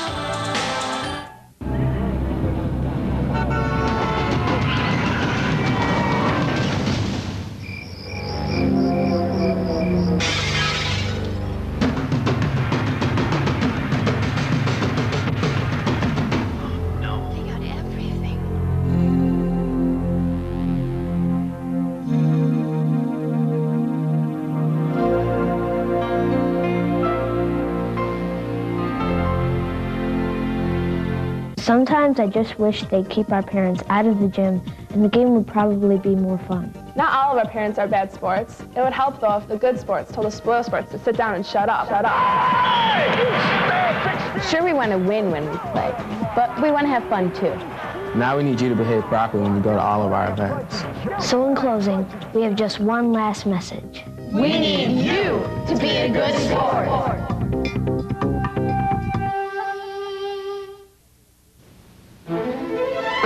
One Source Communications is your only source for quality and value. After all, with cellular service, paging, and long distance, what could be more important to you than products you can rely on and affordable prices?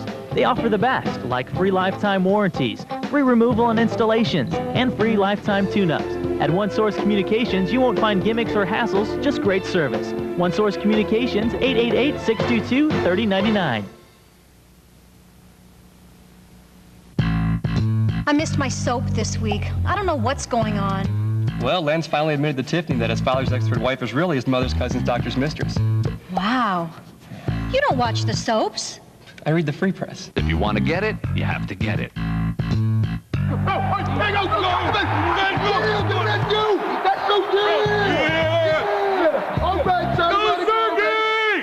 Sergey! The Detroit Free Press. If you want to get it, you have to get it.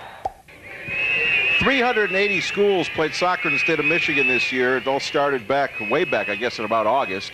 And what started with 380 comes down to 1. And there you see on the far side of the track there, the Rochester Adams team running around, taking a victory lap.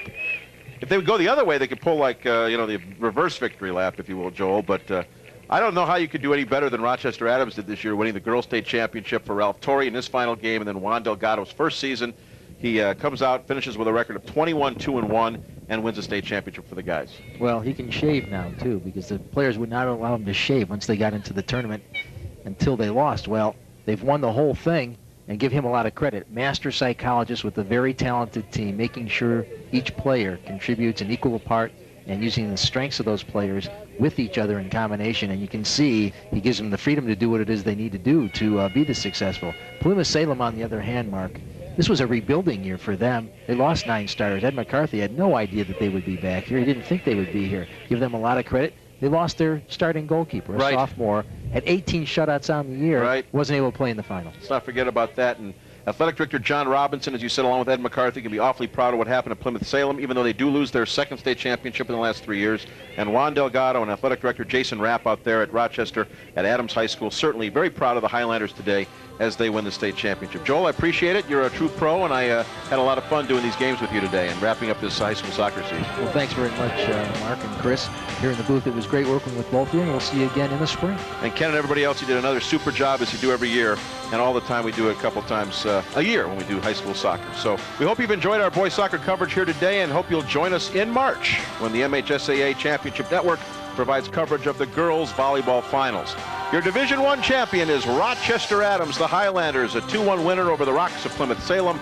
And now for Joel Epstein and our crew from AT&T Productions of Oakland County, I'm Mark Wilson. So long, everyone. Congratulations, Highlanders.